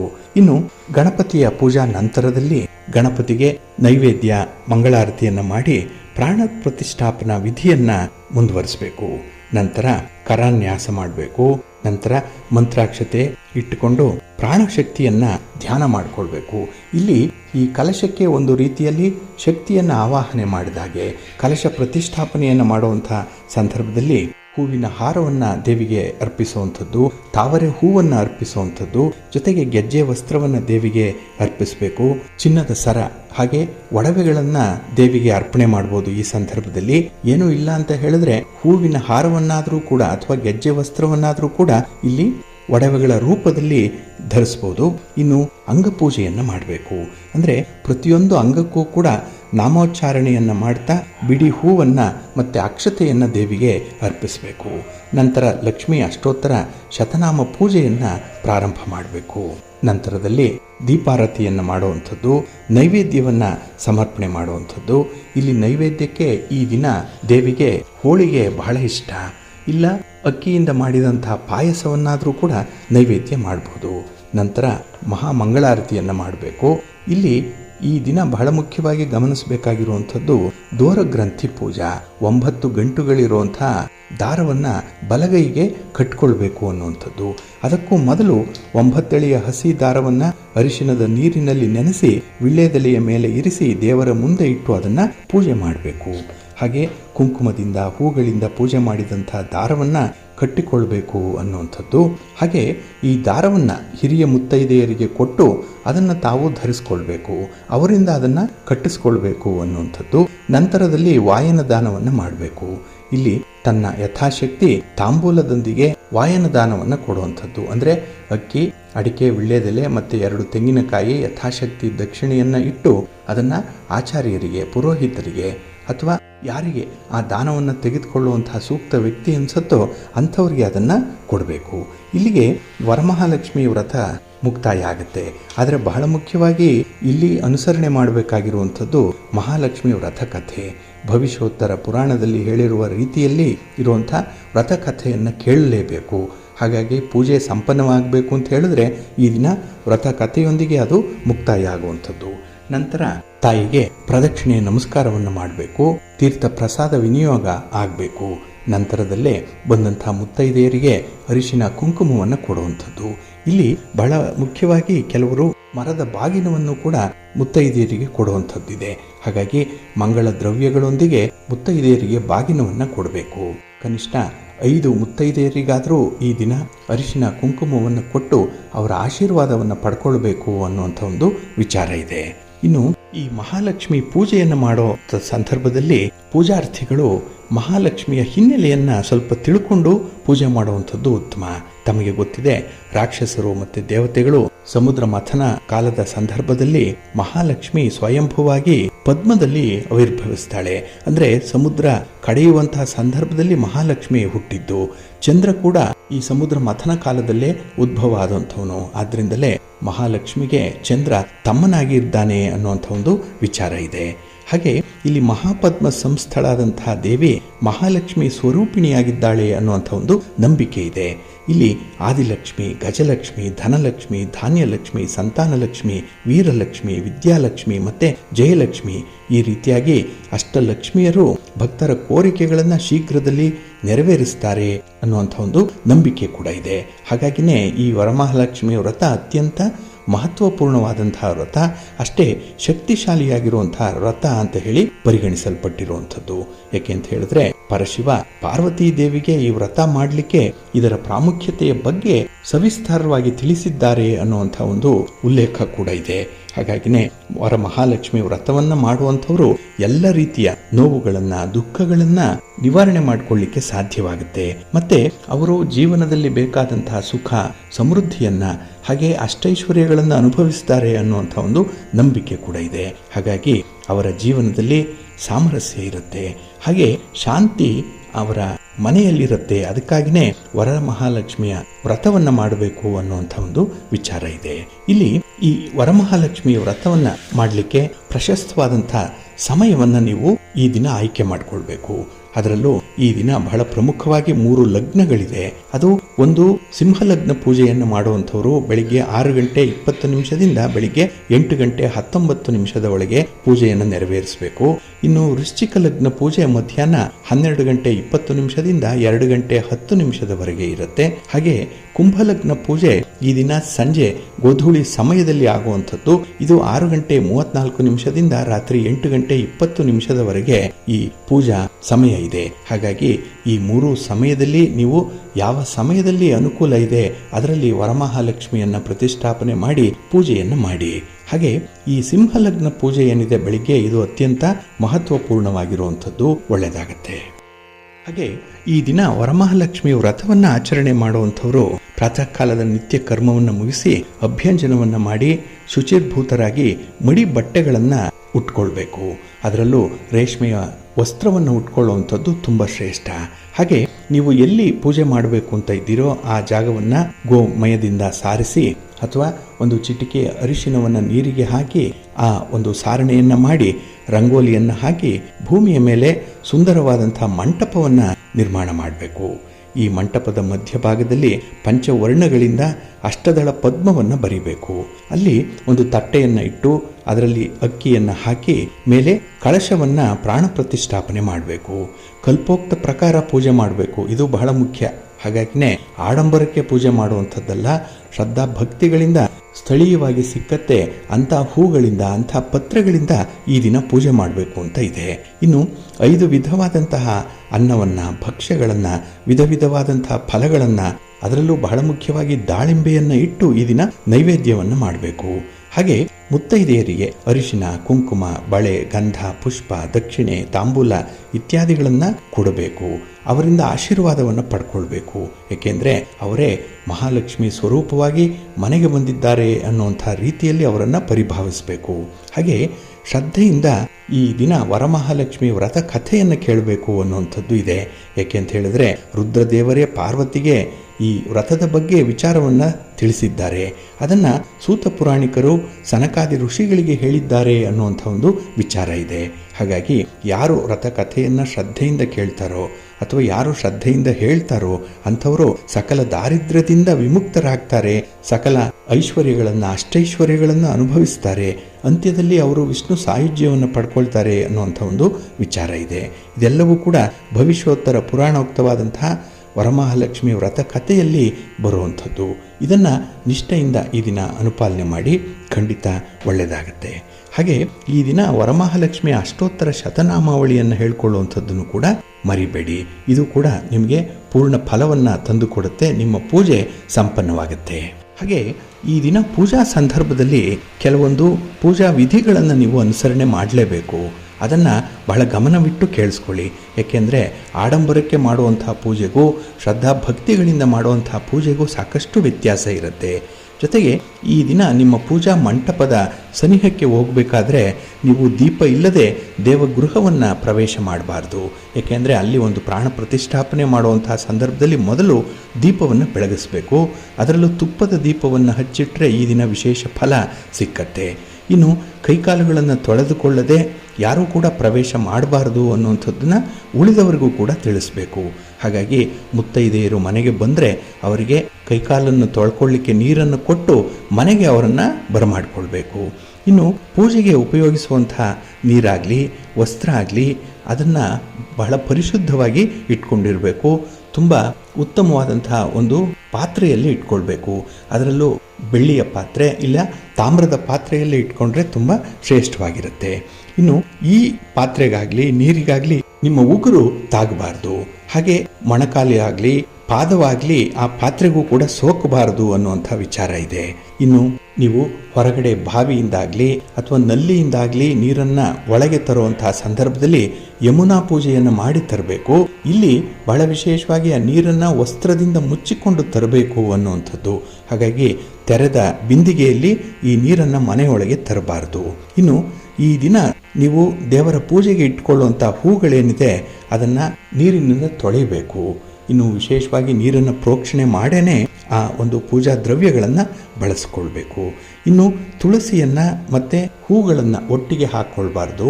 ಒಂದೇ ತಟ್ಟೆಯಲ್ಲಿ ಅಥವಾ ಒಂದೇ ಬುಟ್ಟಿಯಲ್ಲಿ ಇಟ್ಕೊಳ್ಬಾರ್ದು. ಎರಡಕ್ಕೂ ಕೂಡ ಪ್ರತ್ಯೇಕವಾದಂಥ ಬುಟ್ಟಿ ಇರಬೇಕು. ಇನ್ನು ಕೆಲವು ಮನೆಗಳಲ್ಲಿ ಕದ್ದು ತಂದ ಪುಷ್ಪಗಳಿರುತ್ತೆ, ಚೌರ್ಯದಿಂದ ತರುವಂಥದ್ದು. ಇಂಥದ್ದನ್ನು ದೇವಿಗೆ ಅರ್ಪಿಸಬಾರ್ದು. ಹಾಗಾಗಿ ನೀವೇ ಸ್ವಯಾರ್ಜಿತವಾಗಿ ಬೆಳೆದಿರುವಂಥ ಒಂದು ಪುಷ್ಪವಾಗಲಿ ಅಥವಾ ದುಡ್ಡು ಕೊಟ್ಟು ಕೊಂಡು ತಂದಂತಹ ಒಂದು ಪುಷ್ಪವನ್ನಾಗಲಿ ಈ ದಿನದ ಪೂಜೆಗೆ ಬಳಸಬೇಕು. ಹಾಗೆ ಒಮ್ಮೆ ದೇವರಿಗೆ ಅರ್ಪಿಸಿದಂತಹ ಪುಷ್ಪವನ್ನಾಗಲಿ ಅಥವಾ ಹಿಂದಿನ ದಿನವೇ ಕೊಯ್ದಿಟ್ಟಂತಹ ಪುಷ್ಪವನ್ನಾಗಲಿ ಅಥವಾ ಬಾಡಿ ಹೋಗಿರುವಂತಹ ಪುಷ್ಪವನ್ನಾಗಲಿ ಬಳಸಬಾರದು ಅನ್ನುವಂಥದ್ದು ಕೂಡ ಇದೆ. ಇನ್ನು ತುಳಸಿ ಸಹಿತವಾಗಿರದೆ ಕೇವಲ ಪುಷ್ಪದಿಂದ ಮಾತ್ರ ಅರ್ಚನೆಯನ್ನು ಕೂಡ ಮಾಡಬಾರ್ದು. ಏಕೆಂದರೆ ಈ ದಿನದ ಅರ್ಚನೆಗೆ ತುಳಸಿಯನ್ನು ಇಟ್ಕೊಳ್ಬೇಕು. ನೈವೇದ್ಯಕ್ಕೂ ಕೂಡ ತುಳಸಿಯ ಸಮರ್ಪಣೆ ಆಗಲೇಬೇಕು. ಹಾಗೆ ತುಳಸಿ, ಶಂಖ, ಗಂಟೆ, ಗಂಧ ಇವುಗಳಿಲ್ಲದೆ ಪೂಜೆಗೆ ಅಣಿ ಮಾಡಿಕೊಳ್ಬಾರ್ದು. ಇನ್ನು ಧೂಪಾರತಿ ಇರಬೇಕು. ಸ್ತೋತ್ರ ಪಾರಾಯಣವನ್ನು ಮಾಡಬೇಕು. ಆಗ ಮಾತ್ರ ಪೂಜೆ ಸಂಪನ್ನವಾಗುತ್ತೆ. ಹಾಗಾಗಿ ನಾವು ಪೂಜೆ ಮಾಡುವಂತಹ ಸಂದರ್ಭದಲ್ಲಿ ಸ್ತ್ರೀಯರು ವಿಶೇಷವಾಗಿ ಮಾಂಗಲ್ಯವನ್ನಾಗಲಿ ಅಥವಾ ಒಂದು ಚಿನ್ನದ ಸರವನ್ನಾಗಲಿ ಅಥವಾ ತುಳಸಿ ಮಣಿಯನ್ನಾಗಲಿ, ರುದ್ರಾಕ್ಷಿ ಮಣಿಯನ್ನು, ಪದ್ಮಾಕ್ಷಿ ಮಾಲೆಯನ್ನು, ಹಾಗೆ ಉತ್ತರೀಯವನ್ನು ಹಾಕಿಕೊಳ್ಳದೆ ದೇವರ ಪೂಜೆಯನ್ನು ಮಾಡಬಾರ್ದು. ಇನ್ನು ಗಂಡಸರು ಪೂಜೆ ಮಾಡುವಂತಹ ಸಂದರ್ಭದಲ್ಲಿ ಅವರು ಶುಭ್ರವಾದಂತಹ ಪಂಚೆಯನ್ನು ಮತ್ತು ಕಚ್ಚೆಯನ್ನು ಉಟ್ಟುಕೊಂಡೇ ಪೂಜೆಯನ್ನು ಮಾಡಬೇಕು. ಇನ್ನು ಪೂಜಾ ಕಾಲದಲ್ಲಿ ಮಕ್ಕಳನ್ನು ಲಾಲಿಸಬಾರ್ದು. ಹಾಗೆ ಆಲಸ್ಯದಿಂದಾಗಲಿ ನಿಷ್ಠುರ ಮಾತುಗಳನ್ನಾಗಲಿ ದೇವರ ಪೂಜಾ ಸಂದರ್ಭದಲ್ಲಿ ಆಡಬಾರ್ದು. ಇನ್ನು ಪೂಜಾ ಕಾಲದಲ್ಲಿ ಕೋಪ ಮಾಡಿಕೊಳ್ಬಾರ್ದು. ಇನ್ನು ವಾತ, ಮಲ, ಮೂತ್ರ ಇತ್ಯಾದಿಗಳನ್ನು ಬಂಧಿಸಿಕೊಂಡು ಪೂಜೆ ಕೂಡ ಮಾಡಬಾರ್ದು. ಇನ್ನು ಕೂದಲನ್ನು ಕಟ್ಟಿಕೊಳ್ಳದೆ ಪೂಜೆ ಮಾಡಬಾರ್ದು. ಒದ್ದೆ ವಸ್ತ್ರಗಳನ್ನು ಉಟ್ಟುಕೊಂಡು ಈ ದಿನ ಪೂಜೆಯನ್ನು ಮಾಡಬಾರ್ದು. ಅದರಲ್ಲೂ ಪೂಜೆಗೆ ಕುಳಿತುಕೊಳ್ಳುವಾಗ ಆಸನದ ಮೇಲೆ ಕೂತ್ಕೊಳ್ಬೇಕು, ಇಲ್ಲ ಒಂದು ಚಾಪೆಯನ್ನಾದರೂ ಹಾಕಿಕೊಳ್ಬೇಕು. ಈ ದಿನ ನೈವೇದ್ಯಕ್ಕೆ ಮಾಡಿದಂತಹ ಪದಾರ್ಥವನ್ನು ಯಾರೂ ಕೂಡ ರುಚಿ ನೋಡಿರಬಾರ್ದು. ಮಡಿಯಿಂದ ಮಾಡಿರಬೇಕು. ಅದರಲ್ಲೂ ಆಕಳ ತುಪ್ಪದಿಂದ ನೈವೇದ್ಯಕ್ಕೆ ಅಭಿಗಾರವನ್ನು ಮಾಡಿ ನಂತರದಲ್ಲಿ ನೈವೇದ್ಯ ಸಮರ್ಪಣೆ ಮಾಡಬೇಕು. ಪೂಜಾ ನಂತರದಲ್ಲಿ ಕೈಕಾಲುಗಳನ್ನು ತೊಳೆಯಬಾರದು ಅನ್ನುವಂಥದ್ದು. ಇನ್ನು ಪೂಜಾ ಸಂದರ್ಭದಲ್ಲಿ ಯಾರು ರಜಸ್ವಲಿಯಾಗಿರ್ತಾರೆ, ಮುಟ್ಟಾಗಿರ್ತಾರೆ ಅಂಥವ್ರನ್ನ ನೋಡಬಾರ್ದು, ಅವರೊಂದಿಗೆ ಮಾತಾಡಬಾರ್ದು. ಯಾಕೆಂದರೆ ನೀವು ಮಡಿಯಿಂದ ಮಾಡಿರುವಂಥ ಒಂದು ಪೂಜೆ ಇದು. ಇನ್ನು ದೇವರನ್ನ ಪೂಜೆ ಮಾಡುವಾಗ ಪರಮಾತ್ಮನಲ್ಲಿಯೇ ಮನಸ್ಸನ್ನು ದೃಢವಾಗಿ ನಿಲ್ಲಿಸ್ಕೊಂಡಿರಬೇಕು. ಅಂದರೆ ಸ್ವಲ್ಪ ಏಕಾಗ್ರ ಚಿತ್ತವಾಗಿ ನೀವು ಪೂಜೆಯನ್ನು ಮಾಡಬೇಕು. ಈ ದಿನ ಬಹಳ ವಿಶೇಷವಾಗಿ ತಾಯಿಗೆ ಷೋಡಶೋಪಚಾರ ಪೂಜೆಗಳನ್ನು ಮಾಡಬೇಕು ಅನ್ನುವಂಥದ್ದು ಇದೆ. ಇಲ್ಲಿ ಷೋಡಶ ಅಂದರೆ 16 ಬಗೆಯ ವಿಧಿವಿಧಾನಗಳ ಮೂಲಕ ಪೂಜೆಯನ್ನು ಮಾಡಬೇಕು. ಅದು ಧ್ಯಾನ, ಆವಾಹನ, ಆಸನ, ಪಾದ್ಯ, ಅರ್ಘ್ಯ, ಆಚಮನ, ಮಧುಪರ್ಕ, ಸ್ನಾನ, ಉಪವೀತ ಅಂದರೆ ವಸ್ತ್ರ, ಆಭರಣ, ಗಂಧ ಮತ್ತು ಅಕ್ಷತೆ, ಪುಷ್ಪ, ಧೂಪ, ದೀಪ, ನೈವೇದ್ಯ, ಪ್ರದಕ್ಷಿಣೆ ಮತ್ತು ವಂದನೆ. ಇಷ್ಟನ್ನು ಈ 16 ಬಗೆಯ ವಿಧಿಪೂರ್ವಕವಾಗಿ ಈ ದಿನ ತಾಯಿಗೆ ಪೂಜೆಯನ್ನು ನೆರವೇರಿಸಬೇಕು. ಹಾಗಾಗಿನೇ ಕೆಲವರ ಮನೆಗಳಲ್ಲಿ ಈ ವರಮಹಾಲಕ್ಷ್ಮಿ ಪೂಜೆ ವಿಶೇಷ ರೀತಿಯಲ್ಲಿ ಆಚರಿಸಲ್ಪಡುತ್ತೆ. ಕೆಲವರು ಹಬ್ಬದಂತೆ ಆಚರಣೆ ಮಾಡ್ತಾರೆ, ಕೆಲವರು ವ್ರತದಂತೆ ಆಚರಣೆ ಮಾಡುವಂಥದ್ದು ಇದೆ. ಹಾಗೆ ಈ ವ್ರತಕ್ಕೆ ಸ್ವಲ್ಪ ವಿಧಿಬದ್ಧವಾಗಿ ಮಾಡಬೇಕು, ಸ್ವಲ್ಪ ಮಡಿ ಇರಬೇಕು. ಹಾಗೆ ಶಾಸ್ತ್ರೋಕ್ತವಾಗಿ ಮಾಡುವಂಥ ಪೂಜೆ ಇದು, ಮಂತ್ರಗಳ ಸಹಿತವಾಗಿ ಮಾಡುವಂಥ ಒಂದು ಪೂಜೆ. ಈಗ ಹೇಳಿದಂಥ ಕ್ರಮಗಳಲ್ಲಿಯೇ ಪೂಜಾದಿಗಳನ್ನು ಮಾಡಬೇಕು. ಅದರಲ್ಲೂ ಈ ದಿನ ಘಂಟಾನಾದ ಮಾಡುವಂಥದ್ದು, ಶಂಖನಾದ ಮಾಡುವಂಥದ್ದು, ಜಾಗಟೆಯನ್ನು ಬಾರಿಸುವಂಥದ್ದನ್ನು ಕೂಡ ಈ ಮಂಗಳಾರತಿಯ ಸಮಯದಲ್ಲಿ ಮಾಡಲೇಬೇಕು ಅನ್ನುವಂಥದ್ದು. ಆಗ ಮಹಾಲಕ್ಷ್ಮಿ ಎಲ್ಲಿದ್ರೂ ಕೂಡ ಮನೆಗೆ ಆಗಮಿಸ್ತಾಳೆ. ಮನೆಯಲ್ಲಿ ಸ್ಥಿರವಾಗಿ ಇರಬೇಕು ಅಂತ ಹೇಳಿದ್ರೆ ಈಗಾಗಲೇ ನಿಮಗೆ ಗೊತ್ತಿದೆ ಮನೆಯ ವಾಸ್ತುವನ್ನು ಹೇಗೆ ಕಾಪಾಡಿಕೊಳ್ಬೇಕು. ಇನ್ನು ಮನೆಯ ಮುಂಭಾಗಿಲನ್ನು ಹೇಗೆ ಈ ದಿನದಲ್ಲಿ ನೀವು ಅಲಂಕರಿಸಿರಬೇಕು, ರಂಗೋಲಿಗಳಿಂದ ತಾಯಿಯನ್ನು ಆಹ್ವಾನಿಸಬೇಕು ಅನ್ನುವಂಥ ವಿಚಾರಗಳನ್ನು ವಿಧಿಪೂರ್ವಕವಾಗಿ ನೀವು ಅನುಸರಣೆ ಮಾಡಬೇಕಾಗತ್ತೆ. ಹಾಗಾಗಿ ಕಾಟಾಚಾರಕ್ಕೆ ಪೂಜೆಯನ್ನು ಮಾಡಬೇಡಿ, ಸ್ವಲ್ಪ ನಿಷ್ಠೆಯಿಂದ ಭಕ್ತಿಯಿಂದ ಪೂಜೆಯನ್ನು ಮಾಡಿ. ಎಲ್ಲದಕ್ಕೂ ಕೂಡ ಬಹಳ ಮುಖ್ಯವಾಗಿ ನಿಮಗೆ ಬೇಕಾಗಿರುವಂಥದ್ದು ನಂಬಿಕೆ. ಆ ನಂಬಿಕೆ ಇದ್ದರೆ ಮಾತ್ರ ಪೂಜಾದಿಗಳನ್ನು ಮುಂದುವರಿಸಿ ಖಂಡಿತ ಮನಸ್ಸಿಗೂ ಸಂತೋಷ ಆಗುತ್ತೆ, ನೀವು ಹಿಡಿದಂತಹ ಕಾರ್ಯವೂ ಕೂಡ ಯಶಸ್ವಿಯಾಗುತ್ತೆ. ಹಾಗಾಗಿ ನಿಮ್ಮ ಮನೆಯಲ್ಲಿ ಯಾವುದೇ ಥರದ ನೋವು ದುಃಖಗಳಿದ್ರೂ ಕೂಡ ಅದು ನಿವಾರಣೆಯಾಗಲಿ, ಹಾಗೆ ಶಾಶ್ವತವಾದಂಥ ಒಂದು ಸಮೃದ್ಧಿ ಅಭಿವೃದ್ಧಿ ಆ ಮನೆಗೆ ಒದಗಿ ಬರ್ತಾ ಇರಲಿ, ಮನೆ ಮಕ್ಕಳ ಆದಿಯಾಗಿ ಎಲ್ಲರೂ ಕೂಡ ಆರೋಗ್ಯಪೂರ್ಣವಾಗಿರಲಿ ಅನ್ನುವಂಥ ಒಂದು ಭಿನ್ನಹವನ್ನು ತಾಯಿಗೆ ನೀವು ಸಮರ್ಪಣೆ ಮಾಡಬೇಕು ಈ ದಿನದಲ್ಲಿ. ಹಾಗಾಗಿನೇ ಈ ದಿನ ಏಕಾದಶಿಯ ವ್ರತ ಇದೆ, ಜೊತೆಗೆ ವರಮಹಾಲಕ್ಷ್ಮಿ ವ್ರತ ಕೂಡ ಇದೆ. ಕೆಲವರಿಗೆ ಜಿಜ್ಞಾಸೆ, ಇಲ್ಲಿ ನೈವೇದ್ಯವನ್ನು ಸಮರ್ಪಣೆ ಮಾಡ್ಬೋದಾ ಅಥವಾ ನೈವೇದ್ಯ ಮಾಡಿದ ನಂತರದಲ್ಲಿ ಆ ಪ್ರಸಾದವನ್ನು ಸ್ವೀಕರಿಸಬಹುದಾ ಅನ್ನುವಂಥ ಜಿಜ್ಞಾಸೆ ಕೆಲವರಲ್ಲೂ ಕೂಡ ಇದೆ. ಹಾಗೆ ನೆನ್ನೆಯ ದಿನ ಯಾರು ಏಕಾದಶಿ ವ್ರತವನ್ನು ಆಚರಣೆ ಮಾಡಿದ್ದಾರೆ ಅಂಥವರು ಈ ದಿನ ವರಮಹಾಲಕ್ಷ್ಮಿ ಪೂಜೆಯನ್ನು ಮಾಡಿ ತೀರ್ಥ ಪ್ರಸಾದಗಳನ್ನು ಸ್ವೀಕಾರ ಮಾಡಬಹುದು. ಹಾಗೆ ಈ ನೈವೇದ್ಯವನ್ನು ತಾವೊಬ್ಬರೇ ತಮ್ಮ ಕುಟುಂಬದವರಷ್ಟೇ ಸ್ವೀಕಾರ ಮಾಡುವಂಥದ್ದಲ್ಲ, ಬರುವಂಥ ಮುತ್ತೈದೆಯರಿಗೂ ಕೂಡ ನೈವೇದ್ಯವನ್ನು ಕೊಡುವಂಥದ್ದು. ಹಾಗೆ ದಾನ ಮಾಡುವಂತಹ ಸಂದರ್ಭದಲ್ಲಿ ನೀವು 5 ಅಪೂಪಗಳನ್ನಾಗಲಿ ಅಥವಾ 5 ಹೋಳಿಗೆಯನ್ನಾಗಲಿ ಈ ದಿನ ದಾನ ಮಾಡಬೇಕು ಅನ್ನುವಂಥ ಒಂದು ವಿಚಾರ ಇದೆ. ಹಾಗಾಗಿ ಮಹಾಲಕ್ಷ್ಮಿಯ ಪೂಜೆ ಹಲವು ರೀತಿಯಲ್ಲಿ ಪೂರ್ವ ಸಿದ್ಧತೆಗಳನ್ನು ಮಾಡಿಕೊಂಡೇ ಪ್ರಾರಂಭ ಮಾಡಬೇಕಾಗತ್ತೆ. ಈಗಾಗಲೇ ವರ್ಷಾಂತರಗಳಿಂದ ನೀವು ಇಂತಹ ಪೂಜೆಯನ್ನು ಮಾಡ್ತಾ ಇದ್ದೀರಿ. ಈ ವರ್ಷ ಕೂಡ ವರಮಹಾಲಕ್ಷ್ಮಿಯ ಪೂಜೆ ನಿಮ್ಮ ಪಾಲಿಗೆ ಒದಗಿ ಬಂದಿದೆ. ಹಾಗಾಗಿ ನಿಮ್ಮ ಪೂಜೆ ಸಂಪನ್ನವಾಗಲಿ, ನಿಮ್ಮ ಇಷ್ಟಾರ್ಥಗಳು ನೆರವೇರಲಿ, ವರಮಹಾಲಕ್ಷ್ಮಿಯ ಸಂಪೂರ್ಣ ಅನುಗ್ರಹ ತಮಗೆ ತಮ್ಮ ಕುಟುಂಬಕ್ಕೆ ಪ್ರಾಪ್ತಿಯಾಗಲಿ ಅಂತ ಹೇಳಿ ಮತ್ತೊಮ್ಮೆ ಮಹಾವಿಷ್ಣುವನ್ನ ಮಹಾಲಕ್ಷ್ಮಿಯನ್ನ ಪ್ರಾರ್ಥನೆ ಮಾಡೋಣ. ಪ್ರೀತಿಯ ಬಂಧುಗಳೇ, ಇನ್ನು ಮುಂದೆ ದ್ವಾದಶ ರಾಶಿಯವರ ಗೋಚಾರ ಫಲಗಳು ಹೇಗಿವೆ ನೋಡೋಣ ಬನ್ನಿ. ಮೊದಲಿಗೆ ಮೇಷರಾಶಿ. ಮೇಷರಾಶಿಯವರಿಗೆ ಈ ದಿನ ನವಮ ಸ್ಥಾನದಲ್ಲಿ ಚಂದ್ರ ಇರುವಂತಹ ದಿನ, ಭಾಗ್ಯಸ್ಥಾನದಲ್ಲಿ ಚಂದ್ರ ಇದ್ದಾನೆ. ಹಾಗಾಗಿ ಈ ದಿನ ನಿಮಗೆ ಭಾಗ್ಯೋದಯ ಆಗಬೇಕು, ಹಿಡಿದ ಕೆಲಸ ಕಾರ್ಯಗಳು ಯಶಸ್ವಿ ಆಗಬೇಕು. ಅದಕ್ಕಾಗಿಯೇ ಈ ದಿನ ನೀವು ನಿಮ್ಮ ಮನೆ ದೇವರನ್ನು ಸ್ಮರಣೆ ಮಾಡ್ತಾ ಕೆಲಸಗಳನ್ನು ಆರಂಭ ಮಾಡಬೇಕು, ಒಳ್ಳೆಯ ಫಲ ಸಿಕ್ಕತ್ತೆ. ಆದರೆ ಈ ದಿನ ತುಂಬ ಟೆಂಪ್ಟೇಷನ್ ಇರುವಂಥ ದಿನ, ಎಲ್ಲೋ ಒಂದು ಕಡೆ ಆತುರದ ನಿರ್ಧಾರಗಳನ್ನು ತೆಗೆದುಕೊಳ್ಬೇಕು ಅನ್ನುವಂಥ ಮನಸ್ಸು ಹೆಚ್ಚಾಗಿರುತ್ತೆ. ಅದಕ್ಕೆ ಕೆಲವರ ಪ್ರೇರೇಪಣೆ ಕೂಡ ಇದೆ. ಹಾಗಾಗಿ ಈ ದಿನ ಬೇರೆಯವರ ಮಾತನ್ನು ಅಷ್ಟಾಗಿ ನಂಬಬೇಡಿ, ನಿಮ್ಮ ಸ್ವಂತ ಶಕ್ತಿ ಸಾಮರ್ಥ್ಯದ ಮೇಲೆ ನಂಬಿಕೆ ಇಟ್ಟುಕೊಂಡು ನಿಮ್ಮಿಂದ ಆ ಕೆಲಸ ಸಾಧ್ಯನಾ ಅದನ್ನು ನೋಡಿ ಕೆಲಸವನ್ನು ಆರಂಭ ಮಾಡಿ, ಒಳ್ಳೆಯದಾಗತ್ತೆ. ಹಾಗೆ ಈ ದಿನ ಪ್ರಮುಖವಾದಂಥ ಕೆಲಸ ಕಾರ್ಯಗಳಲ್ಲಿ ಸ್ವಲ್ಪ ಅಡಚಣೆಗಳು ಉಂಟಾಗುವಂಥದ್ದು ಇದೆ. ಏಕೆಂದರೆ ಪೂರ್ವ ಸಿದ್ಧತೆಯ ಕೊರತೆ. ಹಾಗಾಗಿ ನೀವು ಯಾವುದೇ ವಿಚಾರವನ್ನಾದರೂ ಕೂಡ ಸ್ವಲ್ಪ ಪ್ರಿಪೇರ್ ಮಾಡಿಕೊಂಡು ಮುಂದುವರಿಯಿರಿ, ಒಳ್ಳೆಯ ಫಲ ನಿಮಗೆ ಸಿಕ್ಕತ್ತೆ. ಇಲ್ಲ ಅಂತ ಹೇಳಿದ್ರೆ ಈ ದಿನ ಸ್ವಲ್ಪ ಖರ್ಚು ಹೆಚ್ಚಾಗುವಂಥದ್ದು ಕೂಡ ಇರುತ್ತೆ. ಇನ್ನು ಬಹಳ ವಿಶೇಷವಾಗಿ ಈ ದಿನದಲ್ಲಿ ಯಾವುದೇ ವಿವಾದಗಳಿರಲಿ, ಯಾವುದೇ ಭಿನ್ನಾಭಿಪ್ರಾಯಗಳಿರಲಿ, ಅದು ನಿಮ್ಮ ಮನಸ್ಸನ್ನು ಈ ದಿನ ಸ್ವಲ್ಪ ಕೆಡಿಸುವಂಥ ಸಾಧ್ಯತೆ ಇದೆ. ಅದರ ಬಗ್ಗೆ ಒಂದು ಚಿಂತೆ, ಆಲೋಚನೆ, ಹೆಚ್ಚಿನ ಸಮಯ ಅದಕ್ಕಾಗಿ ತೆಗೆದುಕೊಳ್ಳುವಂಥದ್ದು ಕೂಡ ಇರುತ್ತೆ. ಹಾಗೆ ಈ ದಿನ ಹಿರಿಯರ ಮಾತಿನಲ್ಲಿ ಸ್ವಲ್ಪ ವಿಶ್ವಾಸವನ್ನು ಇಟ್ಕೊಳ್ಳಿ, ಏಕೆಂದರೆ ಅನುಭವದ ಮಾತು ಅದು. ಹಾಗೆ ಮನಸ್ಸಿನಲ್ಲಿ ಯಾವುದೇ ಒಂದು ದ್ವಂದ್ವಾರ್ಥ ಇದ್ದರೆ, ದ್ವಂದ್ವ ಯುದ್ಧಗಳು ಇದ್ದರೆ ನೆಮ್ಮದಿ ಇರಲ್ಲ. ಅದಕ್ಕಾಗಿ ಮೊದಲು ಅದನ್ನು ಪರಿಹಾರ ಮಾಡಿಕೊಳ್ಳುವಂಥ ಒಂದು ಪ್ರಯತ್ನ ಮಾಡಿ, ಮನಸ್ಸನ್ನು ಸ್ವಲ್ಪ ನಿಯಂತ್ರಣ ಮಾಡಿಕೊಳ್ಳಿ. ಹಾಗೆ ದೊಡ್ಡ ಮಟ್ಟದ ವ್ಯಾಪಾರ ವ್ಯವಹಾರಗಳಿಗೆ ಈ ದಿನ ಕೈ ಹಾಕಬೇಡಿ, ಅಷ್ಟೊಂದು ಅನುಕೂಲ ಇಲ್ಲ ನಿಮಗೆ. ನಿಮ್ಮ ಇಷ್ಟ ದೇವರನ್ನು ಆರಾಧನೆ ಮಾಡಿಕೊಳ್ಳಿ, ಮಹಾಲಕ್ಷ್ಮಿಯನ್ನು ಪ್ರಾರ್ಥನೆ ಮಾಡಿಕೊಳ್ಳಿ, ಮಹಾವಿಷ್ಣುವನ್ನು ಈ ದಿನ ಸ್ಮರಣೆ ಮಾಡಿಕೊಳ್ಳಿ, ಒಳ್ಳೆಯದಾಗತ್ತೆ. ನಿಮ್ಮ ಅದೃಷ್ಟದ ಬಣ್ಣ ಕೆಂಪು, ಅದೃಷ್ಟದ ದಿಕ್ಕು ಪೂರ್ವ ದಿಕ್ಕು, ಅದೃಷ್ಟ ಸಂಖ್ಯೆ 3.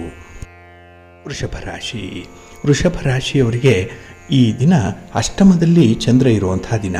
8ನೇ ಮನೆಯಲ್ಲಿ ಚಂದ್ರ ಅಂದರೆ ನಿಮ್ಮ ಕೆಲಸ ಕಾರ್ಯಗಳಲ್ಲಿ ಸ್ವಲ್ಪ ಹಿನ್ನಡೆ, ಹಾಗೆ ನಿಮ್ಮ ಪ್ರಯತ್ನದಲ್ಲಿ ಮಿಶ್ರ ಫಲಗಳು ಸಿಕ್ಕುವಂಥ ಸಾಧ್ಯತೆ ಜಾಸ್ತಿ ಇದೆ. ಇನ್ನು ಈ ದಿನದಲ್ಲಿ ನಿಮ್ಮ ತಪ್ಪುಗಳನ್ನು ತಿಳ್ಕೊಂಡು ಆತ್ಮಾವಲೋಕನ ಮಾಡಿಕೊಳ್ಳಿಕ್ಕೆ ಒಂದು ಒಳ್ಳೆಯ ಅವಕಾಶ ಸಿಕ್ಕುವಂಥ ಸಂದರ್ಭ ಇದೆ. ಹಾಗೆ ಈ ದಿನ ನೀವು ಮಾಡಬೇಕಾದಂತಹ ಕೆಲಸ ಕಾರ್ಯಗಳೇನಿದೆ ಅದನ್ನು ಒಂದಲ್ಲ 2 ಸಲ ಆಲೋಚನೆ ಮಾಡಿ, ಅದರ ಸಾಧಕ ಬಾಧಕಗಳನ್ನು ನೋಡಿಕೊಂಡು ಮುಂದುವರಿಯಿರಿ. ಏಕಾಏಕಿ ಯಾವುದೇ ಕೆಲಸಕ್ಕೆ ಕೈ ಹಾಕಬೇಡಿ, ಯಾರಿಗೂ ಕೂಡ ನೀವು ಒಮ್ಮೆಗೆ ಒಪ್ಪಿಗೆಯನ್ನು ಕೂಡ ಕೊಡಬೇಡಿ. ಇನ್ನು ಈ ದಿನದಲ್ಲಿ ನಿಮ್ಮ ಆರೋಗ್ಯದ ಬಗ್ಗೆ ಸ್ವಲ್ಪ ಕಾಳಜಿ ವಹಿಸುವಂಥದ್ದು ತುಂಬ ಮುಖ್ಯ. ಆಹಾರ ವಿಹಾರಾದಿಗಳಲ್ಲಿ ವ್ಯತ್ಯಾಸಗಳಾಗುತ್ತೆ. ಜೊತೆಗೆ ಈ ದಿನ ಪ್ರಯಾಣ ಕೂಡ ನಿಮಗೆ ಅಷ್ಟೊಂದು ಸೌಖ್ಯವನ್ನು ತರಲ್ಲ. ವಾಹನದಿಂದಲೇ ಖರ್ಚು ಹೆಚ್ಚಾಗುವಂಥದ್ದು, ವಾಹನದಿಂದ ಸಣ್ಣ ಪುಟ್ಟ ಅವಘಡಗಳಾಗುವಂಥ ಸಾಧ್ಯತೆಗಳು ಕೂಡ ಇದೆ. ಬೇರೆಯವರ ವಾಹನವನ್ನು ಈ ದಿನ ಬಳಸಬೇಡಿ. ಇನ್ನು ಈ ದಿನದಲ್ಲಿ ಆಧ್ಯಾತ್ಮಿಕ ವಿಚಾರದಲ್ಲಿ ಸ್ವಲ್ಪ ಆಸಕ್ತಿ ಮೂಡಬೇಕು. ಹಾಗೆ ಈ ದಿನ ದೇವರ ಪೂಜೆ ಆಗಲಿ, ಮಹಾಲಕ್ಷ್ಮಿಯ ಪೂಜೆ ಆಗಲಿ ನಿಮಗೆ ವರಬದ್ಧವಾಗಿ ಬರುವಂಥದ್ದು, ಅದನ್ನು ಸ್ವಲ್ಪ ಅನುಸರಣೆ ಮಾಡುವಂಥ ಒಂದು ಮನಸ್ಸು ಮಾಡಬೇಕಾಗತ್ತೆ. ಈಗಾಗಲೇ ನಿಮ್ಮ ಮನಸ್ಸು ಈ ಪೂಜಾದಿ ಕಾರ್ಯಗಳ ಬಗ್ಗೆ ಇದೆ, ಆದರೆ ಇನ್ನೂ ಸ್ವಲ್ಪ ನಿಷ್ಠೆಯಿಂದ ನಂಬಿಕೆಯಿಂದ ಅದನ್ನು ಮುಂದುವರಿಸಬೇಕು. ಇನ್ನು ಅನಿರೀಕ್ಷಿತ ವ್ಯಕ್ತಿಯೊಬ್ಬರ ಭೇಟಿಯಿಂದ ಈ ದಿನ ನಿಮಗೆ ಸಂತೋಷ ಉಂಟಾಗುವಂಥದ್ದು ಇದೆ. ಯಾರೋ ಒಬ್ಬರನ್ನು ಭೇಟಿ ಮಾಡ್ತೀರಿ, ಅವರೊಂದಿಗೆ ಮಾತುಕತೆ ಆಗುವಂಥದ್ದು, ಹಾಗೆ ಕಷ್ಟ ಸುಖಗಳ ವಿಚಾರ ವಿನಿಮಯ ಆಗುವಂಥ ಸಾಧ್ಯತೆಗಳು ಕೂಡ ಹೆಚ್ಚಾಗಿದೆ. ಆದರೆ ಯಾವುದೂ ಕೂಡ ಅತಿಯಾದರೆ ಅಲ್ಲಿ ಹಿನ್ನಡೆ ಉಂಟಾಗುತ್ತೆ ಅನ್ನುವಂಥ ಒಂದು ಸತ್ಯ ಅರ್ಥ ಆಗಬೇಕು. ಹಾಸಿಗೆ ಇದ್ದಷ್ಟೇ ಕಾಲು ಚಾಚಬೇಕು. ಇದನ್ನು ಜ್ಞಾಪಕದಲ್ಲಿಟ್ಕೊಳ್ಳಿ. ನಿಮ್ಮ ಇಷ್ಟ ದೇವರನ್ನು ಆರಾಧನೆ ಮಾಡ್ತಾ ಇರಿ. ಹಾಗೆ ಈ ದಿನ ಮಹಾಲಕ್ಷ್ಮಿಯನ್ನು ಪ್ರಾರ್ಥನೆ ಮಾಡಿಕೊಳ್ಳಿ, ಸ್ತೋತ್ರ ಹೇಳ್ಕೊಳ್ಳಿ, ಪೂಜೆ ಮಾಡಿ, ಒಳ್ಳೆಯದಾಗುತ್ತೆ. ನಿಮ್ಮ ಅದೃಷ್ಟದ ಬಣ್ಣ ಬಿಳುಪು, ಅದೃಷ್ಟದ ದಿಕ್ಕು ಪೂರ್ವ ದಿಕ್ಕು, ಅದೃಷ್ಟ ಸಂಖ್ಯೆ 3. ಮಿಥುನ ರಾಶಿ. ಮಿಥುನ ರಾಶಿಯವರಿಗೆ ಈ ದಿನ ಕಳತ್ರ ಸ್ಥಾನದಲ್ಲಿ ಚಂದ್ರ ಇರುವಂಥ ದಿನ. 7ನೇ ಮನೆಯಲ್ಲಿ ಚಂದ್ರ ಅಂದರೆ ತುಂಬ ಸಂತೋಷ, ಸಮೃದ್ಧಿ ಇರುವಂಥದ್ದು, ಕುಟುಂಬಸ್ಥರ ಬೆಂಬಲ ಇದೆ. ಅವರು ಕೂಡ ಈ ದಿನ ನಿಮ್ಮನ್ನು ಚೆನ್ನಾಗಿ ನೋಡಿಕೊಳ್ಳುವಂಥದ್ದು. ಕುಟುಂಬಸ್ಥರಿಗೂ ಕೂಡ ಈ ದಿನ ನಿಮ್ಮ ಜವಾಬ್ದಾರಿ ಕೂಡ ಬಹಳ ಚೆನ್ನಾಗಿ ನಿರ್ವಹಣೆ ಆಗುವಂಥದ್ದು ಇದೆ. ಹಾಗೆ ಮನೆಗೆ ಅಲಂಕಾರಿಕ ವಸ್ತುಗಳನ್ನು ಖರೀದಿ ಮಾಡುವಂಥ ಸಾಧ್ಯತೆ ಕೂಡ ಈ ದಿನ ಇದೆ. ಇನ್ನು ನಿಮ್ಮ ಪಾಲುದಾರರೊಂದಿಗೆ ಇದ್ದಂತಹ ಯಾವುದೇ ರೀತಿಯ ಭಿನ್ನಾಭಿಪ್ರಾಯಗಳು ಕೂಡ ಈ ದಿನ ದೂರವಾಗುತ್ತೆ. ಒಂದು ಮಾತುಕತೆ, ಒಂದು ಚರ್ಚೆ, ಇದರ ಮೂಲಕ ಸಮಸ್ಯೆಯನ್ನು ಬಗೆಹರಿಸಿಕೊಳ್ಳುವಂಥ ಒಂದು ವಾಕ್ಚಾತುರ್ಯ ಇದೆ. ಮಾತಿನಲ್ಲಿ ಚತುರರು ಈ ದಿನ. ಅದಕ್ಕಾಗಿಯೇ ಈ ದಿನ ನಿಮ್ಮ ಮಾತು ಕೆಲವೊಂದು ವಿಶೇಷ ಸಂದರ್ಭಗಳಲ್ಲಿ ನಿಮ್ಮನ್ನು ರಕ್ಷಣೆ ಮಾಡುತ್ತೆ. ಹಾಗೆ ಈ ದಿನ ನಿಮ್ಮ ಉದ್ಯೋಗ ಕ್ಷೇತ್ರದಲ್ಲಿ ಉತ್ತಮ ಸಾಧನೆಯನ್ನು ಮಾಡುವಂಥ ಒಂದು ಅವಕಾಶ ಕೂಡ ಇದೆ. ಹಾಗೆ ಸಮಾಜದಲ್ಲಿ ಗೌರವಕ್ಕೇನೂ ಕೊರತೆ ಇಲ್ಲ. ಯಾಕೆಂದರೆ ನಿಮ್ಮ ನಡೆ ನುಡಿ ಹಾಗೆ ನೀವು ತೆಗೆದುಕೊಳ್ಳುವಂಥ ತೀರ್ಮಾನ ಇವೆಲ್ಲವೂ ಕೂಡ ನಿಮ್ಮ ಸಮಾಜಕ್ಕೆ, ನಿಮ್ಮ ಕುಟುಂಬಕ್ಕೆ ಇಷ್ಟ ಆಗುತ್ತೆ. ಹಾಗಾಗಿಯೇ ಈ ದಿನ ನೀವು ಕೂಡ ಕುಟುಂಬದ ಪರವಾಗಿ ಕೆಲಸವನ್ನು ಮಾಡ್ತೀರಿ. ಕುಟುಂಬದ ಜೊತೆಯಲ್ಲಿ ಅವಿನಾಭಾವ ಸಂಬಂಧವನ್ನು ಇಟ್ಕೊಳ್ಳುವಂಥದ್ದು ಕೂಡ ಈ ದಿನ ಇರುತ್ತೆ. ಹಾಗೆ ಹೂಡಿಕೆಯ ವಿಚಾರದಲ್ಲಿ ಈ ದಿನ ಉತ್ತಮ ನಿರ್ಧಾರಗಳನ್ನು ತೆಗೆದುಕೊಳ್ಳುವಂಥದ್ದು ಕೂಡ ಇದೆ. ಹಾಗೆ ಈ ದಿನ ಪ್ರಮುಖವಾದ ನಿರ್ಧಾರವೊಂದನ್ನು ಕೈಗೊಳ್ಳುವಂಥ ಒಂದು ಪ್ರಮುಖವಾದ ದಿನ ಕೂಡ. ಹಾಗಾಗಿಯೇ ಮರೆಯಲಾಗದ ದಿನ ಅಂತ ಹೇಳೇ ಈ ದಿನವನ್ನು ನೀವು ಗುರುತಿಸ್ಬೋದು. ಇನ್ನು ಮಕ್ಕಳ ಜೊತೆಯಲ್ಲಿ ತುಂಬ ಸೌಹಾರ್ದಯುತವಾಗಿರ್ತೀರಿ. ಈ ಯಾವುದೇ ಒಂದು ಪ್ರಯಾಣದ ಸಂದರ್ಭ ಅಥವಾ ಹಿರಿಯರನ್ನು, ಗಣ್ಯರನ್ನು ಭೇಟಿ ಮಾಡುವಂತಹ ಸಂದರ್ಭ ನಿಮಗೆ ಅನುಕೂಲವನ್ನು ತರುತ್ತೆ. ನಿಮ್ಮ ಮನೆ ದೇವರನ್ನು ಸ್ಮರಣೆ ಮಾಡ್ತಾ ಇರಿ. ಗಣಪತಿಯನ್ನು ಆರಾಧನೆ ಮಾಡಿ, ಗಣಪತಿಯ ಸ್ತೋತ್ರವನ್ನು ಈ ದಿನ ಹೇಳ್ಕೊಳ್ಳಿ. ಮಹಾಲಕ್ಷ್ಮಿಯ ದರ್ಶನ ಮಾಡಿ, ಒಳ್ಳೆಯದಾಗುತ್ತೆ. ನಿಮ್ಮ ಅದೃಷ್ಟದ ಬಣ್ಣ ಕೆಂಪು, ಅದೃಷ್ಟದ ದಿಕ್ಕು ಪೂರ್ವ ದಿಕ್ಕು, ಅದೃಷ್ಟ ಸಂಖ್ಯೆ 1. ಕರ್ಕಾಟಕ ರಾಶಿ. ಕರ್ಕಾಟಕ ರಾಶಿಯವರಿಗೆ ಈ ದಿನ ನಿಮ್ಮ ರಾಶಿಯ ಅಧಿಪತಿಯಾದಂತಹ ಚಂದ್ರ ನಿಮಗೆ 6ರ ಸ್ಥಾನದಲ್ಲಿದ್ದಾನೆ. 6ನೇ ಮನೆ ಅಂತ ಹೇಳಿದ್ರೆ ಬಹಳ ವಿಶೇಷವಾಗಿ ನಿಮ್ಮ ವಿರೋಧಿಗಳನ್ನು ಈ ದಿನ ದೂರ ಮಾಡುವಂಥ ದಿನ. ನಿಮ್ಮಲ್ಲೇ ಇರುವಂಥ ಕೆಲವೊಂದು ಒಳವೈರಿಗಳಿರ್ಬೋದು, ಹೊರಗಿನ ಪ್ರಪಂಚದಲ್ಲಿರುವಂಥ ವೈರಿಗಳು, ಇವರನ್ನು ಈ ದಿನ ನಿಗ್ರಹ ಮಾಡಿಕೊಳ್ಳುವಂಥ ಒಂದು ವಿಶೇಷ ಆಸಕ್ತಿ ನಿಮಗೆ ಬರುವಂಥದ್ದು ಇದೆ. ಏನಾದರೂ ಮಾಡಿ ಜೀವನದಲ್ಲಿ ಸಾಧನೆ ಮಾಡಬೇಕು, ಇನ್ನೂ ಅಭಿವೃದ್ಧಿಯನ್ನು ಕಾಣಬೇಕು ಅನ್ನುವಂಥ ಕುತೂಹಲ, ಅಂಥ ಒಂದು ಇಚ್ಛಾಶಕ್ತಿ ಈ ದಿನ ಬಹಳಷ್ಟು ಮಟ್ಟಿಗೆ ಇರುತ್ತೆ. ಅದು ಮನಸ್ಸಿನಲ್ಲಿ ಉದ್ಭವ ಆಗುವಂಥದ್ದು. ಹೇಗೆ ಬಂತು, ಯಾಕೆ ಬಂತು ಗೊತ್ತಿಲ್ಲ, ಆದರೂ ಕೂಡ ಒಂದು ಪ್ರೇರೇಪಣೆ ಒಳಗಿನಿಂದಲೇ ನಿಮಗೆ ಈ ದಿನದಲ್ಲಿ ಒಂದು ಚಿಲುಮೆಯಂತೆ ಚಿಮ್ಮುವಂಥದ್ದು ಕೂಡ ಇರುತ್ತೆ. ಇನ್ನು ಸ್ಥಿರಾಸ್ತಿ ಖರೀದಿ ಪ್ರಕ್ರಿಯೆಯಲ್ಲಿ ಯಾರಾದರೂ ತೊಡಗಿಸ್ಕೊಂಡಿದ್ದರೆ ಈ ದಿನ ಒಳ್ಳೆಯ ಒಂದು ಅನುಕೂಲ ಸಿಕ್ಕತ್ತೆ.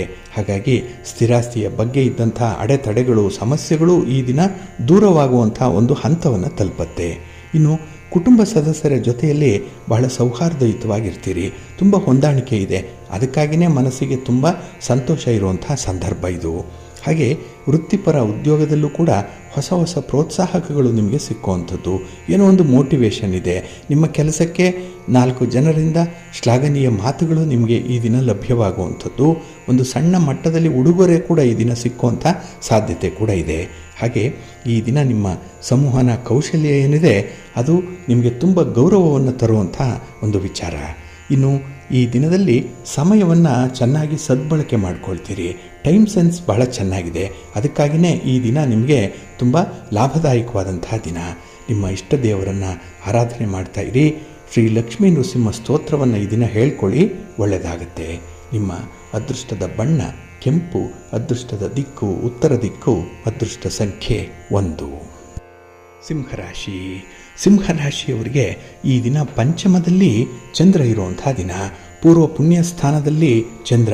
ಹಾಗಾಗಿನೇ ಈ ದಿನ ನಿಮ್ಮ ಪ್ರಗತಿಗೆ ಸ್ವಲ್ಪ ಅಡೆತಡೆಗಳು ಇರುವಂಥದ್ದು, ಸ್ಪೀಡ್ ಬ್ರೇಕರ್ಸ್ ಜಾಸ್ತಿ ಇದೆ. ಹಾಗಾಗಿ ನಿಮ್ಮ ಒಂದು ವೇವ್ಲೆಂತ್ಗೆ ಮ್ಯಾಚ್ ಆಗುವಂಥ ಜನ ಸಿಕ್ಕಲ್ಲ. ನಿಮ್ಮ ಆಲೋಚನೆಗಳನ್ನು ಅರ್ಥ ಮಾಡಿಕೊಳ್ಳುವಂಥ ಒಂದು ಸಂಬಂಧಿಕರಾಗಲಿ ಮಿತ್ರರಾಗಲಿ ನಿಮ್ಮ ಜೊತೆಯಲ್ಲಿರಲ್ಲ. ಹಾಗಾಗಿನೇ ಈ ದಿನ ಸ್ವಲ್ಪ ಏಕಾಂಗಿ, ಯಾರೂ ಕೂಡ ಸಹಾಯಕ್ಕಿಲ್ಲ ಅನ್ನುವಂಥ ಮನೋಭಾವ ನಿಮಗೆ ಬರ್ಬೋದು. ಆದರೆ ಭಗವಂತ ಇದ್ದಾನೆ, ಅದನ್ನು ಮಾತ್ರ ಮರಿಬೇಡಿ. ಇನ್ನು ಹಣದ ವಿಚಾರದಲ್ಲಿ ಈ ದಿನ ಸ್ವಲ್ಪ ಗೊಂದಲಗಳು ಉಂಟಾಗುವಂಥದ್ದು ಇದೆ. ಏಕೆಂದರೆ ಹಣ ಕೈಯಲ್ಲಿದ್ದರೆ ಖರ್ಚಾಗ್ಬಿಡುತ್ತೆ, ಆದರೆ ಕೈಯಲ್ಲಿಲ್ಲ ಅಂದರೂ ಕೂಡ ಈ ದಿನ ಹೆಚ್ಚು ಯೋಜನೆಗಳನ್ನು ಹಾಕಿಕೊಳ್ಳುವಂಥದ್ದು ಇದೆ.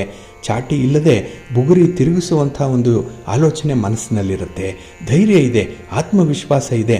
ಆದರೂ ಕೂಡ ನಿಮ್ಮಲ್ಲಿ ಸಂಪನ್ಮೂಲ ಇದ್ದರೆ ಮಾತ್ರ ಕೆಲಸಕ್ಕೆ ಕೈ ಹಾಕಿ, ಬೇರೆಯವರನ್ನು ನಂಬಿ ಎಲ್ಲಿಂದಲೋ ಹಣ ಬರುತ್ತೆ ಅನ್ನೋವಂಥ ಊಹೆಯಿಂದ ಕೆಲಸಗಳನ್ನು ಮಾಡಲಿಕ್ಕೆ ಹೋಗಬೇಡಿ. ಸಕಾಲಕ್ಕೆ ಬರಲ್ಲ. ಇದರಿಂದ ಸ್ವಲ್ಪ ಗೌರವದ ಪ್ರಶ್ನೆ ಈ ದಿನ ಉದ್ಭವ ಆಗುವಂಥದ್ದು ಕೂಡ ಇರುತ್ತೆ. ಇನ್ನು ಈ ದಿನ ನಿಮ್ಮ ಒಡ ಹುಟ್ಟಿದವರ ಜೊತೆಯಲ್ಲಿ ಎಲ್ಲೋ ಒಂದು ಸಣ್ಣ ಪುಟ್ಟ ವಿಚಾರಕ್ಕೆ ವಿವಾದಗಳು ಉಂಟಾಗುವಂಥದ್ದು ಕೂಡ ಇದೆ. ಏನೋ ಒಂದು ಮನಸ್ತಾಪ ಆಗಿಬಿಡ್ಬಹುದು. ಹಾಗಾಗಿನೇ ಮಾತಿಗೆ ಮಾತು ಬೆಳೆದಾಗ ಈ ದಿನ ವಿಚಿತ್ರವಾದಂತಹ ಫಲಿತಾಂಶಗಳು ಸಿಗ್ಬೋದು. ಹಾಗಾಗಿ ಮಾತನ್ನು ಸ್ವಲ್ಪ ನಿಯಂತ್ರಣ ಮಾಡಿಕೊಳ್ಳಿ. ಇನ್ನು ಈ ದಿನ ಉದ್ಯೋಗ ಕ್ಷೇತ್ರದಲ್ಲೂ ಕೂಡ ನಿಮ್ಮ ಮೇಲಧಿಕಾರಿಗಳಿಂದ ಕೆಲವೊಂದು ಟೀಕೆಗಳನ್ನು ಕೇಳಬೇಕಾಗಬಹುದು. ಸಹೋದ್ಯೋಗಿಗಳ ಜೊತೆಯಲ್ಲಿ ಈ ದಿನ ಎಷ್ಟೇ ಸೌಹಾರ್ದಯುತವಾಗಿರಬೇಕು, ಹೊಂದಾಣಿಕೆಯ ಮೂಲಕ ಹೋಗಬೇಕು ಅಂದರೂ ಕೂಡ ನಿಮ್ಮ ಮನಸ್ಸು ಈ ದಿನ ಅಂಥ ಒಂದು ರಾಜಿಗೆ ಹೊಂದಾಣಿಕೆಗೆ ಒಪ್ಪಲ್ಲ. ಹಾಗಾಗಿ ಆತ್ಮಸಾಕ್ಷಿಗೆ ವಿರುದ್ಧವಾಗಿ ಹೋಗಬೇಕಲ್ಲ ಅನ್ನುವಂಥ ಕೊರಗು ನಿಮ್ಮನ್ನು ಕಾಡುವಂಥದ್ದು ಕೂಡ ಇದೆ. ಹಾಗಾಗಿನೇ ಈ ದಿನ ಧೈರ್ಯದಿಂದ ಆತ್ಮವಿಶ್ವಾಸದಿಂದ ಕೆಲವೊಂದು ಸನ್ನಿವೇಶಗಳನ್ನು ಎದುರಿಸ್ತಾ ಇರಿ, ಒಳ್ಳೆಯದಾಗತ್ತೆ. ನಿಮ್ಮ ಮನೆ ದೇವರ ಅನುಗ್ರಹ ಚೆನ್ನಾಗಿದೆ. ನಿಮ್ಮ ಇಷ್ಟ ದೇವರನ್ನು ಈ ದಿನ ಪ್ರಾರ್ಥನೆ ಮಾಡಿಕೊಳ್ಳಿ. ಹಾಗೆ ಆಂಜನೇಯ ಸ್ತೋತ್ರವನ್ನು ಹೇಳ್ಕೊಳ್ಳಿ, ಹನುಮಾನ್ ಚಾಲೀಸನ್ನು ಹೇಳ್ಕೊಳ್ಳಿ, ಒಳ್ಳೆಯದಾಗತ್ತೆ. ನಿಮ್ಮ ಅದೃಷ್ಟದ ಬಣ್ಣ ಕೇಸರಿ, ಅದೃಷ್ಟದ ದಿಕ್ಕು ಈಶಾನ್ಯ ದಿಕ್ಕು, ಅದೃಷ್ಟ ಸಂಖ್ಯೆ 5. ಕನ್ಯಾ ರಾಶಿ. ಕನ್ಯಾ ರಾಶಿಯವರಿಗೆ ಈ ದಿನ ಚತುರ್ಥದಲ್ಲಿ ಚಂದ್ರ ಇರುವಂಥ ದಿನ. 4ನೇ ಮನೆ ಸುಖ ಸ್ಥಾನ, ಇಲ್ಲಿ ಚಂದ್ರ ಇದ್ದಾನೆ. ಆದರೆ ಎಲ್ಲ ಸುಖ ಇದೆ, ಸೌಲಭ್ಯ ಇದೆ. ನೀವಾಗಿ ಮಾಡಿಕೊಳ್ಳುವಂಥ ಕೆಲವು ತಪ್ಪು, ಕೆಲವು ಎಡವಟ್ಟು ಈ ದಿನ ನಿಮ್ಮನ್ನು ಚಿಂತೆಗೆ ಈಡು ಮಾಡುತ್ತೆ. ನಾಳೆಯ ದಿನ ಪಶ್ಚಾತ್ತಾಪಕ್ಕೆ ಈ ದಿನದ ತೀರ್ಮಾನ ಕಾರಣವಾಗಿಬಿಡುತ್ತೆ. ಹಾಗಾಗಿ ಹಿಂದೆ ಮುಂದೆ ಗೊತ್ತಿಲ್ಲ, ಗೊತ್ತು ಗುರಿ ಇಲ್ಲ, ಸಾಧಕ ಬಾಧಕಗಳು ಗೊತ್ತಿಲ್ಲ, ಆತುರಾತುರವಾಗಿ ನಿರ್ಧಾರವನ್ನು ಕೈಕೊಂಡು ಈ ದಿನ ಕೈ ಸುಟ್ಟುಕೊಳ್ಳುವಂಥ ಸಾಧ್ಯತೆ ಜಾಸ್ತಿ ಇರುತ್ತೆ. ಹಾಗೆ ಕೈಗೊಂಡ ಕೆಲಸ ಕಾರ್ಯಗಳು ಕೂಡ ಸಕಾಲಕ್ಕೆ ಪೂರ್ಣ ಆಗಲ್ಲ. ಏನೋ ಅಡ್ಡಿ ಆತಂಕ ಸಮಸ್ಯೆ ಅನ್ನುವಂಥದ್ದು ಇರುತ್ತೆ. ಇದು ಕೂಡ ನಿಮ್ಮ ಮನಸ್ಸಿಗೆ ಸ್ವಲ್ಪ ಕಿರಿಕಿರಿಯನ್ನು ಉಂಟು ಮಾಡುವಂಥದ್ದು. ಇಂಥ ಸನ್ನಿವೇಶಗಳಲ್ಲೇ ಈ ದಿನ ನಿಮ್ಮ ಮನಸ್ಸಿಗೆ ಬೇಸರ ಆಗುವಂಥದ್ದು ಕೂಡ ಇದೆ. ಹಾಗೆ ಈ ಪಾರ್ಟ್ನರ್ಶಿಪ್ಪಲ್ಲಿ ಯಾರು ವ್ಯವಹಾರಗಳನ್ನು ಮಾಡ್ತಾ ಇದ್ದೀರಿ ಅವ್ರಿಗೂ ಕೂಡ ಅನಿರೀಕ್ಷಿತ ತೊಂದರೆಗಳು ಎದುರಾಗುವಂಥದ್ದು. ಅನ್ಎಕ್ಸ್ಪೆಕ್ಟೆಡ್ ಆಗಿ ಈ ದಿನ ನಿಮ್ಮ ವಿದ್ಯಮಾನಗಳು ಟರ್ನ್ ತಗೊಳ್ಳುವಂಥದ್ದು ಇದೆ. ಹಾಗಾಗಿ ನಿಮ್ಮ ಊಹೆಗೂ ನಿಲುಕದಂತಹ ಕೆಲವು ಸನ್ನಿವೇಶಗಳಿರುತ್ತೆ. ಹಾಗೆ ಯಾವ ಸನ್ನಿವೇಶದಲ್ಲಿ ಹೇಗೆ ನೀವು ವರ್ತಿಸಬೇಕು ಅನ್ನುವಂಥ ವಿಚಾರ ಕೂಡ ನಿಮ್ಮ ಮನಸ್ಸಿಗೆ ಮಂಕು ಕವಿದಿರುವಂಥದ್ದು ಕೂಡ ಇದೆ. ಹಾಗಾಗಿನೇ ಸರಿಯಾದ ಸಮಯಕ್ಕೆ ಈ ದಿನ ನೀವು ಸರಿಯಾದ ನಿರ್ಧಾರಗಳನ್ನು ಕೈಗೊಳ್ಳಲ್ಲ. ಸರಿಯಾದ ಮಾತು ಕೂಡ ಈ ದಿನ ನಿಮಗೆ ಬರಲ್ಲ. ಕಮ್ಯುನಿಕೇಷನ್ ಕೂಡ ತುಂಬ ಗ್ಯಾಪಲ್ಲಿ ಇರುವಂಥದ್ದು. ಹಾಗೆ ಈ ದಿನದ ಪ್ರಯಾಣ ಕೂಡ ನಿಮಗೆ ತುಂಬ ಆಯಾಸವನ್ನು ತರುತ್ತೆ. ಆರೋಗ್ಯ ಕೂಡ ಈ ದಿನ ಅಷ್ಟಕ್ಕಷ್ಟೇ ಇರುವಂಥದ್ದು. ದೇಹ ಚೆನ್ನಾಗಿದೆ, ಆದರೆ ಮನಸ್ಸು ಮಾತ್ರ ಈ ದಿನ ಸ್ವಲ್ಪ ಹಿಂಸೆಯನ್ನು ಅನುಭವಿಸ್ತಾ ಇರುತ್ತೆ. ಹಾಗೆ ವಿದ್ಯಾರ್ಥಿಗಳಿಗೂ ಕೂಡ ಈ ದಿನ ಸ್ವಲ್ಪ ನಿರಾಶಾದಾಯಕವಾದಂಥ ದಿನ. ಏನೋ ಭರವಸೆ ಇಟ್ಕೊಂಡು ಮುಂದುವರಿತೀರಿ, ಆದರೆ ನಿರೀಕ್ಷಿತ ಫಲಿತಾಂಶಗಳು ಸಿಕ್ಕಲ್ಲ. ಅದಕ್ಕಾಗಿಯೇ ಮನೆ ದೇವರನ್ನು ಸ್ಮರಣೆ ಮಾಡ್ತಾಯಿರಿ, ಗಣಪತಿಯನ್ನು ಆರಾಧನೆ ಮಾಡಿ, ಶಿವನ ಪರಿವಾರ ದೇವತೆಗಳನ್ನು ಈ ದಿನ ಪ್ರಾರ್ಥನೆ ಮಾಡಿಕೊಳ್ಳಿ, ಶಿವ ಪಾರ್ವತಿಯರ ದರ್ಶನ ಮಾಡಿ, ಲಕ್ಷ್ಮೀ ಅಮ್ಮನವರ ಸ್ತೋತ್ರವನ್ನು ಹೇಳಿಕೊಳ್ಳಿ. ಈ ದಿನ ಒಳ್ಳೆಯದಾಗತ್ತೆ. ನಿಮ್ಮ ಅದೃಷ್ಟದ ಬಣ್ಣ ನೇರಳೆ, ಅದೃಷ್ಟದ ದಿಕ್ಕು ಈಶಾನ್ಯ ದಿಕ್ಕು, ಅದೃಷ್ಟ ಸಂಖ್ಯೆ 3. ತುಲಾರಾಶಿ. ತುಲಾರಾಶಿಯವರಿಗೆ ಈ ದಿನ ಕೀರ್ತಿ ಸ್ಥಾನದಲ್ಲಿ ಚಂದ್ರ ಇರುವಂಥ ದಿನ. 3ನೇ ಮನೆಯಲ್ಲಿ ಚಂದ್ರ ಅಂದರೆ ಅದ್ಭುತವಾದಂತಹ ಒಂದು ಯಶಸ್ಸು ಸಿಕ್ಕತ್ತೆ. ನೀವು ಕೈ ಹಿಡಿದಂತಹ ಕೆಲಸ ಕಾರ್ಯಗಳು ಈ ದಿನ ನಿಮಗೆ ಜಯವನ್ನು ತಂದುಕೊಡುತ್ತೆ. ಮುಟ್ಟಿದ್ದೆಲ್ಲ ಚಿನ್ನ ಅಂತಾರಲ್ಲ, ಆ ರೀತಿಯಲ್ಲಿ ನಿಮ್ಮ ಪ್ರಯತ್ನಗಳು ತುಂಬ ಯಶಸ್ವಿಯಾಗತ್ತೆ. ಹಾಗೆ ಈ ದಿನ ಸ್ವಲ್ಪ ಹಠದ ಸ್ವಭಾವ ಕೂಡ ಇರುವಂಥದ್ದು. ಏಕೆಂದರೆ ಕೆಲವೊಂದು ವಿಚಾರಗಳಲ್ಲಿ ಏಕಪಕ್ಷೀಯವಾಗಿ ನಿರ್ಧಾರವನ್ನು ಕೈಗೊಳ್ಳುವಂಥದ್ದು ಇದೆ. ಬೇರೆಯವರನ್ನು ಕನ್ಸಲ್ಟ್ ಮಾಡಲ್ಲ, ಅವರಿಗೇನು ಗೊತ್ತು ಅನ್ನುವಂಥ ಧೋರಣೆಯಲ್ಲಿ ಈ ದಿನ ಕೆಲವು ನಿರ್ಧಾರಗಳನ್ನು ಕೈಗೊಳ್ಳುವಂಥದ್ದು ಇದೆ. ಆದರೆ ಸಾಧಕ ಬಾಧಕಗಳನ್ನು ನೋಡಿ ಇಂಥ ಒಂದು ನಿರ್ಣಯಕ್ಕೆ ನೀವು ಬರಬೇಕಾಗತ್ತೆ. ಹಾಗೆ ಈ ದಿನ ನಿಮ್ಮ ಮಕ್ಕಳಿಂದಾಗಲಿ ನಿಮ್ಮ ಬಂಧುಗಳಿಂದಾಗಲಿ ತುಂಬ ಅನುಕೂಲತೆಗಳೇ ಇರುವಂಥದ್ದು.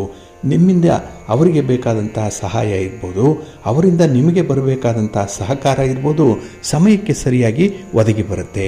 ಹಾಗಾಗಿನೇ ಈ ಬಾಂಧವ್ಯ ಅನ್ನುವಂಥದ್ದು, ರಿಲೇಷನ್ಶಿಪ್ ಅನ್ನುವಂಥದ್ದು ತುಂಬ ಇಂಟ್ಯಾಕ್ಟ್ ಆಗಿ ಇರುತ್ತೆ ಈ ದಿನ.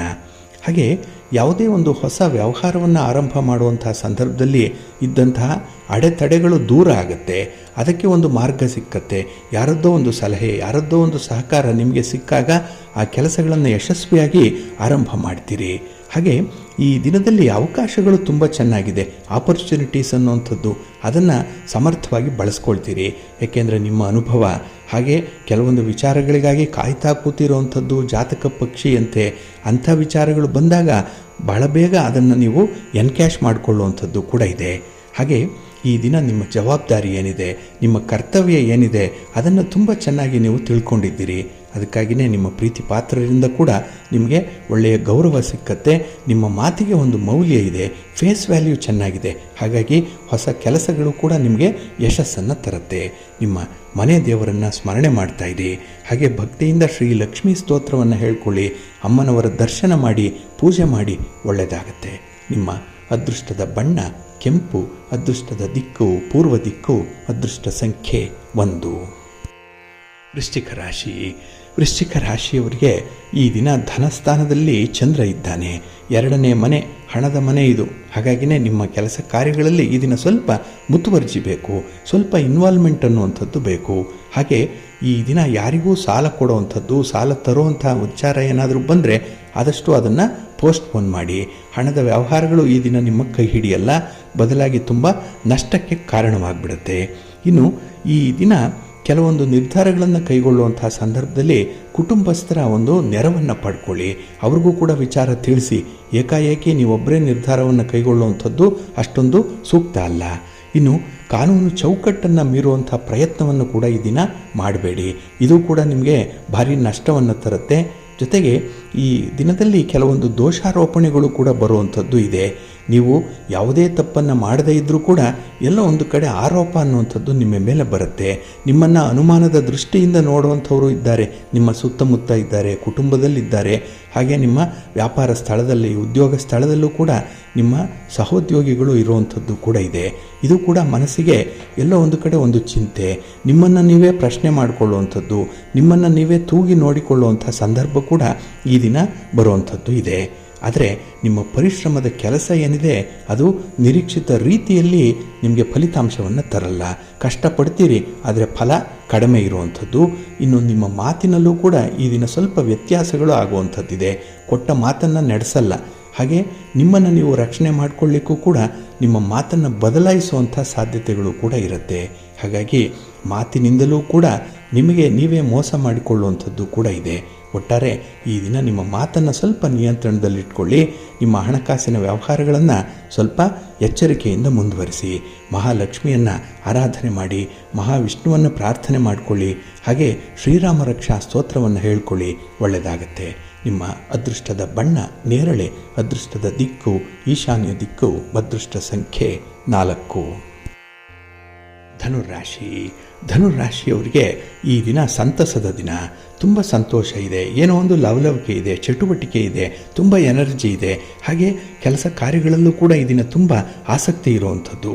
ಹಾಗೆ ನಿಮ್ಮ ಸಂವಹನ ಕೌಶಲ್ಯ ಏನಿದೆ, ಕಮ್ಯುನಿಕೇಷನ್ ಏನಿದೆ, ಅದು ನಿಮಗೆ ಗೌರವವನ್ನು ತರುವಂಥದ್ದು ಕೂಡ. ಹಾಗಾಗಿ ಈ ದಿನದಲ್ಲಿ ಯಾವುದೇ ಒಂದು ವಿಚಾರದಲ್ಲಿ ನಂಬಿಕೆ ಕಳ್ಕೊಂಡಿದ್ರೆ ಅಥವಾ ಈ ಭಿನ್ನಾಭಿಪ್ರಾಯಗಳಿಂದ ದೂರ ಆಗಿದ್ದರೆ ಅಂತಹ ಸನ್ನಿವೇಶಗಳನ್ನು ನಿಮ್ಮ ಪರವಾಗಿ ಪರಿವರ್ತನೆ ಮಾಡಿಕೊಳ್ಳಿಕ್ಕೆ ಅವಕಾಶಗಳು ಸಿಕ್ಕುವಂಥದ್ದು. ನಿಮ್ಮ ಮಾತು ಈ ದಿನ ನಿಮಗೆ ನಿಮ್ಮ ಪರವಾಗಿ ಕೆಲವೊಂದು ಫಲಿತಾಂಶವನ್ನು ತಂದುಕೊಡುತ್ತೆ. ಹಾಗೆ ಈ ದಿನ ನಿಮ್ಮ ಪರಿಶ್ರಮದ ಕೆಲಸ ಬಹಳ ಬೇಗ ನಿಮಗೆ ಒಳ್ಳೆಯ ಫಲಿತಾಂಶವನ್ನು ತಂದುಕೊಡುತ್ತೆ. ಹಾಗಾಗಿನೇ ಮನಸ್ಸಿಗೆ ತುಂಬ ನೆಮ್ಮದಿ ಇರುವಂಥ, ಸಂತೋಷ ಇರುವಂಥ ದಿನ ಇದು. ಇನ್ನು ಈ ದಿನದಲ್ಲಿ ಹಣದ ಸಂಚಯನ ಆಗುವಂಥದ್ದು, ಹಣದ ಮಾರ್ಗ ಅಥವಾ ನಿಮ್ಮ ದುಡಿಮೆ, ನಿಮ್ಮ ಒಂದು ಲಾಭದ ಅಂಶ ಹೆಚ್ಚಾಗುವಂಥದ್ದು ಕೂಡ ಇದೆ. ಹಾಗೆ ಉಳಿತಾಯ ಮಾಡುವಂಥ ಪ್ರವೃತ್ತಿ, ಇನ್ನು ಒಡವೆ ವಸ್ತ್ರಗಳನ್ನು, ಸ್ಥಿರಾಸ್ತಿಯನ್ನು ಮಾಡುವಂಥದ್ದು ಇತ್ಯಾದಿಗಳ ಬಗ್ಗೆ ಈ ದಿನ ಹೆಚ್ಚು ಗಮನ ಕೂಡ ಇರುವಂಥದ್ದು ಇದೆ. ಒಟ್ಟಾರೆ ಯಾವುದೇ ಕೆಲಸವನ್ನು ಮಾಡಿದ್ರೂ ಕೂಡ ಬಹಳ ವಿಭಿನ್ನ ಶೈಲಿಯಲ್ಲಿ ಮಾಡುವಂಥದ್ದು, ತುಂಬ ಡಿಫ್ರೆಂಟಾಗಿ ಮಾಡುವಂಥ ಸಾಧ್ಯತೆ ಈ ದಿನ ಇರುತ್ತೆ. ಅದಕ್ಕಾಗಿಯೇ ಈ ದಿನದಲ್ಲಿ 4 ಜನರಿಗೆ ನಿಮ್ಮ ಒಂದು ಮಾತಿಗೆ, ನಿಮ್ಮ ನಡತೆಗೆ ಆಕರ್ಷಣೀಯವಾಗಿ ಇರುವಂಥದ್ದು. ಅಂದರೆ ಅವರನ್ನು ಕೂಡ ಮೆಸ್ಮರೈಸ್ ಮಾಡ್ತೀರಿ, ಅವರನ್ನು ಆಕರ್ಷಿಸ್ತೀರಿ. ಹಾಗಾಗಿ ನಿಮ್ಮನ್ನು ಅನುಕರಣೆ ಮಾಡುವಂಥವರು ಈ ದಿನ ತುಂಬ ಜನ ಇದ್ದಾರೆ. ಎಚ್ಚರಿಕೆಯಿಂದ ಮುಂದುವರಿರಿ. ಇನ್ನು ವ್ಯಾಪಾರದಲ್ಲಿ ಹೊಸ ಹೂಡಿಕೆ ಮಾಡಿ ಲಾಭವನ್ನು ಪಡ್ಕೊಳ್ಳುವಂಥ ಒಂದು ಆಲೋಚನೆ ಕೂಡ ಇದೆ. ನಿಮ್ಮ ಹೊಸ ಆಲೋಚನೆಗೆ ಈ ದಿನ ಒಂದು ಒಳ್ಳೆಯ ರೂಪವನ್ನು ಕೊಡುವಂಥ ಒಂದು ಪರಿವರ್ತನೆಯ ದಿನ, ಶುಭ ದಿನ, ಲಾಭದ ದಿನ. ನಿಮ್ಮ ಇಷ್ಟ ದೇವರನ್ನು ಆರಾಧನೆ ಮಾಡ್ತಾ ಇರಿ. ಮಹಾವಿಷ್ಣುವನ್ನು ಈ ದಿನ ಪ್ರಾರ್ಥನೆ ಮಾಡಿಕೊಳ್ಳಿ, ವಿಷ್ಣು ಸ್ತೋತ್ರವನ್ನು ಹೇಳ್ಕೊಳ್ಳಿ, ಒಳ್ಳೆಯದಾಗುತ್ತೆ. ನಿಮ್ಮ ಅದೃಷ್ಟದ ಬಣ್ಣ ಹಳದಿ, ಅದೃಷ್ಟದ ದಿಕ್ಕು ಈಶಾನ್ಯ ದಿಕ್ಕು, ಅದೃಷ್ಟ ಸಂಖ್ಯೆ 1. ಮಕರ ರಾಶಿ. ಮಕರ ರಾಶಿಯವರಿಗೆ ಈ ದಿನ ವ್ಯಯಸ್ಥಾನದಲ್ಲಿ ಚಂದ್ರ ಇರುವಂಥ ದಿನ, 12ನೇ ಮನೆ. ಹಾಗಾಗಿನೇ ಈ ದಿನ ಸ್ವಲ್ಪ ಮಿಶ್ರ ಫಲಗಳಿರುತ್ತೆ. ವ್ಯಾಪಾರ ವ್ಯವಹಾರದಲ್ಲಿ ನಿಮ್ಮ ಈ ಪ್ರಯಾಣದ ಚಟುವಟಿಕೆಗಳೇನಿದೆ ಇದರಲ್ಲಿ ಸ್ವಲ್ಪ ಹಿನ್ನಡೆ ಅನ್ನುವಂಥದ್ದು ಇದೆ. ಎಲ್ಲ ಒಂದು ಕಡೆ ನಷ್ಟ ಹೆಚ್ಚಾಗುವಂಥದ್ದು, ಜೊತೆಗೆ ಆದಾಯಕ್ಕಿಂತ ಖರ್ಚು ಹೆಚ್ಚಾಗುವಂಥದ್ದು ಈ ದಿನದಲ್ಲಿ ಕಾಣಿಸ್ತಾ ಇದೆ. ಏಕೆಂದರೆ ವಿವೇಚನೆ ಇಲ್ಲದೆ ತೆಗೆದುಕೊಳ್ಳುವಂಥ ತೀರ್ಮಾನ ನಷ್ಟಕ್ಕೆ ಕಾರಣವಾಗುತ್ತೆ. ಹಾಗೆ ಈ ದಿನ ನಿಮ್ಮ ಆಪ್ತ ಮಿತ್ರರ ಜೊತೆಯಲ್ಲಿ ತುಂಬ ಸಲುಗೆಯಿಂದ ಇರುವಂಥದ್ದಿದೆ. ಆ ಸಂದರ್ಭದಲ್ಲೇ ಏನೋ ಒಂದು ಮಾತಿಗೆ ವಾದ ವಿವಾದಗಳು ಉಂಟಾಗುವಂಥದ್ದು, ಚರ್ಚೆಗಳಿಂದ ಪ್ರಾರಂಭ ಆಗುತ್ತೆ, ಆದರೆ ಮನಸ್ತಾಪದೊಂದಿಗೆ ಅದು ಪರ್ಯವಸಾನ ಆಗಿಬಿಡುತ್ತೆ. ಹಾಗಾಗಿ ಆದಷ್ಟು ನಿಮ್ಮ ಮಾತನ್ನು ಈ ದಿನ ಸ್ವಲ್ಪ ನಿಯಮಬದ್ಧವಾಗಿ ಇಟ್ಕೊಳ್ಳಿ, ನಿಯಂತ್ರಣ ಮಾಡಿಕೊಳ್ಳಿ.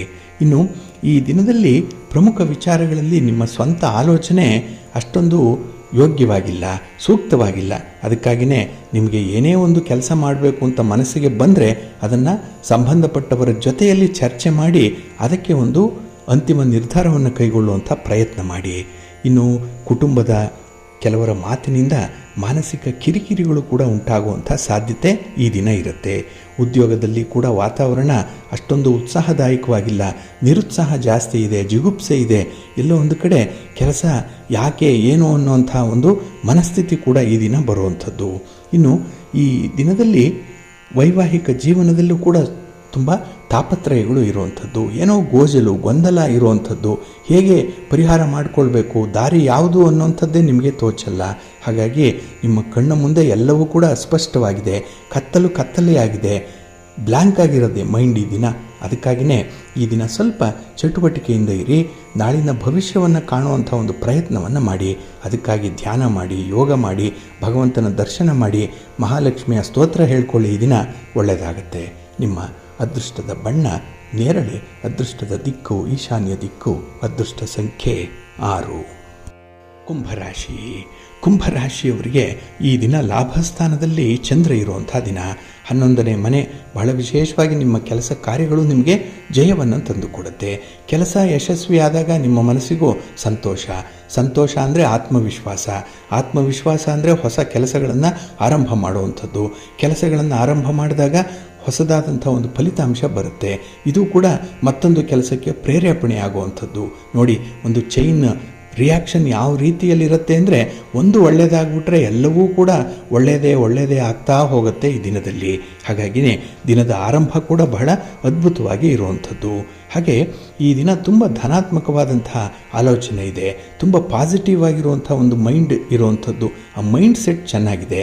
ಹಾಗಾಗಿಯೇ ಈ ದಿನ ಯಾರಲ್ಲಿ ಒಂದು ನೆಗೆಟಿವಿಸಮ್ ಅನ್ನುವಂಥದ್ದು ಇದೆ, ಯಾರಲ್ಲಿ ಋಣಾತ್ಮಕವಾದಂಥ ಪ್ರಭಾವ ಇದೆ, ಅಂಥವರನ್ನು ಹೇಗೋ ಬುದ್ಧಿವಂತಿಕೆಯಿಂದ ದೂರ ಇಡ್ತೀರಿ. ಹಾಗಾಗಿ ಯಾರು ಬೇಕೋ ಅವರು ಹತ್ತಿರ ಇರ್ತಾರೆ, ಯಾರು ಬೇಡ ಅವರನ್ನು ದೂರ ಇಡುವಂಥ ಒಂದು ಸ್ಟ್ರಾಂಗ್ ಲೈಕ್ಸ್ ಮತ್ತು ಡಿಸ್ಲೈಕ್ಸ್ ಇರುವಂಥ ಒಂದು ವಿಶೇಷವಾದಂಥ ದಿನ ಇದು. ಇನ್ನು ಈ ದಿನ ವೈವಾಹಿಕ ಜೀವನದಲ್ಲಿ ಸಂತೋಷ ಇದೆ. ಏನೋ ಒಟ್ಟಾಗಿ ಸೇರಿ ಒಂದು ಸಾಧನೆ ಮಾಡಬೇಕು, ಕುಟುಂಬದ ಗೌರವವನ್ನು ಎತ್ತಿ ಹಿಡಿಬೇಕು ಅನ್ನುವಂಥ ಆಲೋಚನೆ ಮನಸ್ಸಿನಲ್ಲಿದೆ. ಮನಸ್ಸಿನಂತೆ ಮಹಾದೇವ, ವೇರ್ ಧರಿಸಿ ವಿಲ್ ಧರಿಸಿ ವೇ. ಹಾಗಾಗಿ ನೀವು ಮನಸ್ಸು ಮಾಡಿದ್ದನ್ನು ಈ ದಿನ ಸಾಧಿಸ್ಬಿಡ್ತೀರಿ.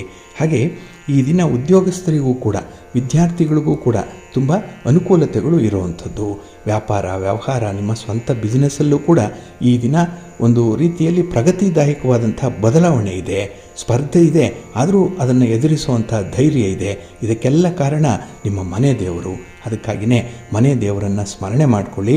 ಹಾಗೆ ಭಕ್ತಿಯಿಂದ ಈ ದಿನ ನೀವು ಶ್ರೀಕೃಷ್ಣ ಸ್ತೋತ್ರವನ್ನು ಹೇಳ್ಕೊಳ್ಳಿ, ವಿಷ್ಣುವನ್ನು ಈ ದಿನ ಆರಾಧನೆ ಮಾಡಿಕೊಳ್ಳಿ, ಒಳ್ಳೆಯದಾಗುತ್ತೆ. ನಿಮ್ಮ ಅದೃಷ್ಟದ ಬಣ್ಣ ನೇರಳೆ, ಅದೃಷ್ಟದ ದಿಕ್ಕು ಉತ್ತರ ದಿಕ್ಕು, ಅದೃಷ್ಟ ಸಂಖ್ಯೆ 1. ಮೀನರಾಶಿ. ಮೀನರಾಶಿಯವರಿಗೆ ಈ ದಿನ ಉದ್ಯೋಗ ಸ್ಥಾನದಲ್ಲಿ ಚಂದ್ರ ಇರುವಂಥ ದಿನ. ಕರ್ಮಸ್ಥಾನ, ನಿಮ್ಮ ಕೆಲಸದ ಸ್ಥಾನ, ಇಲ್ಲಿ ಚಂದ್ರ ಇದ್ದಾಗ ಮನಸ್ಸಿಗೆ ತುಂಬ ನೆಮ್ಮದಿ, ಕೆಲಸ ಕಾರ್ಯಗಳು ತುಂಬ ಯಶಸ್ವಿಯಾಗುತ್ತೆ. ಹಾಗೆ ಈ ದಿನದಲ್ಲಿ ಯಾವುದೇ ವಿಚಾರಗಳನ್ನು ಕೂಡ ಬಹಳ ಗುಪ್ತವಾಗಿ ರಹಸ್ಯವಾಗಿ ಆರಂಭ ಮಾಡ್ತೀರಿ. ಆದರೆ ಅದರ ಫಲಿತಾಂಶವನ್ನು 4 ಜನರ ಜೊತೆಯಲ್ಲಿ ಹಂಚಿಕೊಳ್ತೀರಿ. ಯಾಕೆಂದರೆ ಸಾಧನೆ ಮಾಡುವಂಥ ಒಂದು ಮನಸ್ಥಿತಿ ಇದೇ ರೀತಿಯಲ್ಲಿರಬೇಕು. ಕೆಲಸ ಆರಂಭ ಆದಾಗಲೇ ಎಲ್ರಿಗೂ ಹೇಳಬಾರ್ದು, ಅದರ ಬಗ್ಗೆ ಸಾಕಷ್ಟು ಪ್ರಚಾರ ಮಾಡಿ ಡಂಗೂರ ಹೊಡೆದು ಹೇಳುವಂಥದ್ದಲ್ಲ. ಆ ಕೆಲಸ ಆರಂಭ ಆಗಿ ಫಲಿತಾಂಶ ಬಂದಾಗ ಅದರ ಸುಖವನ್ನು, ಸಂತೋಷವನ್ನು 4 ಜನರ ಜೊತೆ ಹಂಚಿಕೊಳ್ಳುವಂಥ ಒಂದು ವಿಶೇಷವಾದಂಥ ಮನಸ್ಥಿತಿ ಈ ದಿನ ಇರುತ್ತೆ. ಹಾಗೆ ಈ ದಿನ ನಿಮ್ಮ ವಿದ್ಯೆಗೆ, ನಿಮ್ಮ ಗೌರವಕ್ಕೆ, ನಿಮ್ಮ ಅನುಭವಕ್ಕೆ ತಕ್ಕಂತಹ ಒಂದು ಸ್ಥಾನಮಾನ ಈ ದಿನ ಸಿಕ್ಕುವಂಥದ್ದು ಕೂಡ ಇದೆ. ನಿಮ್ಮ ಪ್ರತಿಭೆಯನ್ನು 4 ಜನ ಗುರುತಿಸ್ತಾರೆ, ಅದು ಬಹಳ ಮುಖ್ಯ. ಹಾಗೆ ಈ ದಿನದಲ್ಲಿ ನಿಮ್ಮ ಜ್ಞಾನವನ್ನು ಹೆಚ್ಚಿಸಿಕೊಳ್ಳುವಂಥದ್ದು, ಇರುವಂಥ ಜ್ಞಾನವನ್ನು 4 ಜನರಿಗೆ ಹಂಚುವಂಥ ಒಂದು ಒಳ್ಳೆಯ ಅವಕಾಶ ಕೂಡ ನಿಮಗೆ ಸಿಕ್ಕುವಂಥದ್ದು ಇದೆ. ಒಟ್ಟಾರೆ ಈ ದಿನ ನಿಮಗೆ ತುಂಬ ಫಲಪ್ರದವಾದಂಥ ದಿನ. ಹಾಗೆ ಈ ದಿನದಲ್ಲಿ ಯಾವುದೇ ಒಂದು ಪಶ್ಚಾತ್ತಾಪ ಇದ್ದರೂ ಕೂಡ ಅದನ್ನು ಪರಿಹಾರ ಮಾಡಿಕೊಳ್ತೀರಿ. ತಪ್ಪು ನಿರ್ಧಾರಗಳನ್ನು ಬದಲಾವಣೆ ಮಾಡಿಕೊಳ್ಳುವಂಥದ್ದು ಕೂಡ ಇದೆ. ಹಾಗೆ ಈ ದಿನ ನಾಜೂಕಿನ ಮಾತುಗಳು, ಕೆಲವರ ತಳುಕು ಬಳುಕಿನ ಮಾತುಗಳೇನಿದೆ, ಇದಕ್ಕೆ ಒಳಗಾಗುವಂಥ ಸಾಧ್ಯತೆ ಜಾಸ್ತಿ ಇರುತ್ತೆ. ಹಾಗಾಗಿ ಬೇರೆಯವರ ಇಂಥ ಮಾತುಗಳನ್ನು ಮಾತ್ರ ನಂಬಬೇಡಿ. ಪ್ರಾಕ್ಟಿಕಲ್ ಆಗಿರಿ, ಪ್ರಾಯೋಗಿಕವಾಗಿರಿ. ಆಗ ಮಾತ್ರ ಈ ದಿನ ಇನ್ನೂ ಅದ್ಭುತವಾದಂಥ ಯಶಸ್ಸನ್ನು ಗಳಿಸ್ಕೊಳ್ಳಿಕ್ಕೆ ಸಾಧ್ಯವಾಗುತ್ತೆ. ಇನ್ನು ಈ ದಿನ ನಿಮಗೆ ಯಾರು ತೊಂದರೆ ಕೊಟ್ಟಿದ್ದಾರೆ ಅಂಥವರನ್ನು ಮರೆತುಬಿಡಿ, ಅಂಥವರನ್ನು ಕ್ಷಮಿಸಿಬಿಡಿ, ಒಳ್ಳೆಯದಾಗತ್ತೆ, ಮನಸ್ಸು ಹಗುರವಾಗುತ್ತೆ. ನಿಮ್ಮ ಮನೆ ದೇವರನ್ನು ಸ್ಮರಣೆ ಮಾಡ್ತಾ ಇರಿ. ಹಾಗೆ ಭಕ್ತಿಯಿಂದ ಶ್ರೀ ಲಕ್ಷ್ಮೀ ನರಸಿಂಹ ಸ್ತೋತ್ರವನ್ನು ಈ ದಿನ ಹೇಳ್ಕೊಳ್ಳಿ, ಲಕ್ಷ್ಮೀ ಅಮ್ಮನವರ ದರ್ಶನ ಮಾಡಿಕೊಳ್ಳಿ. ಈ ದಿನ ಒಳ್ಳೆಯದಾಗತ್ತೆ. ನಿಮ್ಮ ಅದೃಷ್ಟದ ಬಣ್ಣ ಕೆಂಪು, ಅದೃಷ್ಟದ ದಿಕ್ಕು ಪೂರ್ವ ದಿಕ್ಕು, ಅದೃಷ್ಟ ಸಂಖ್ಯೆ 1.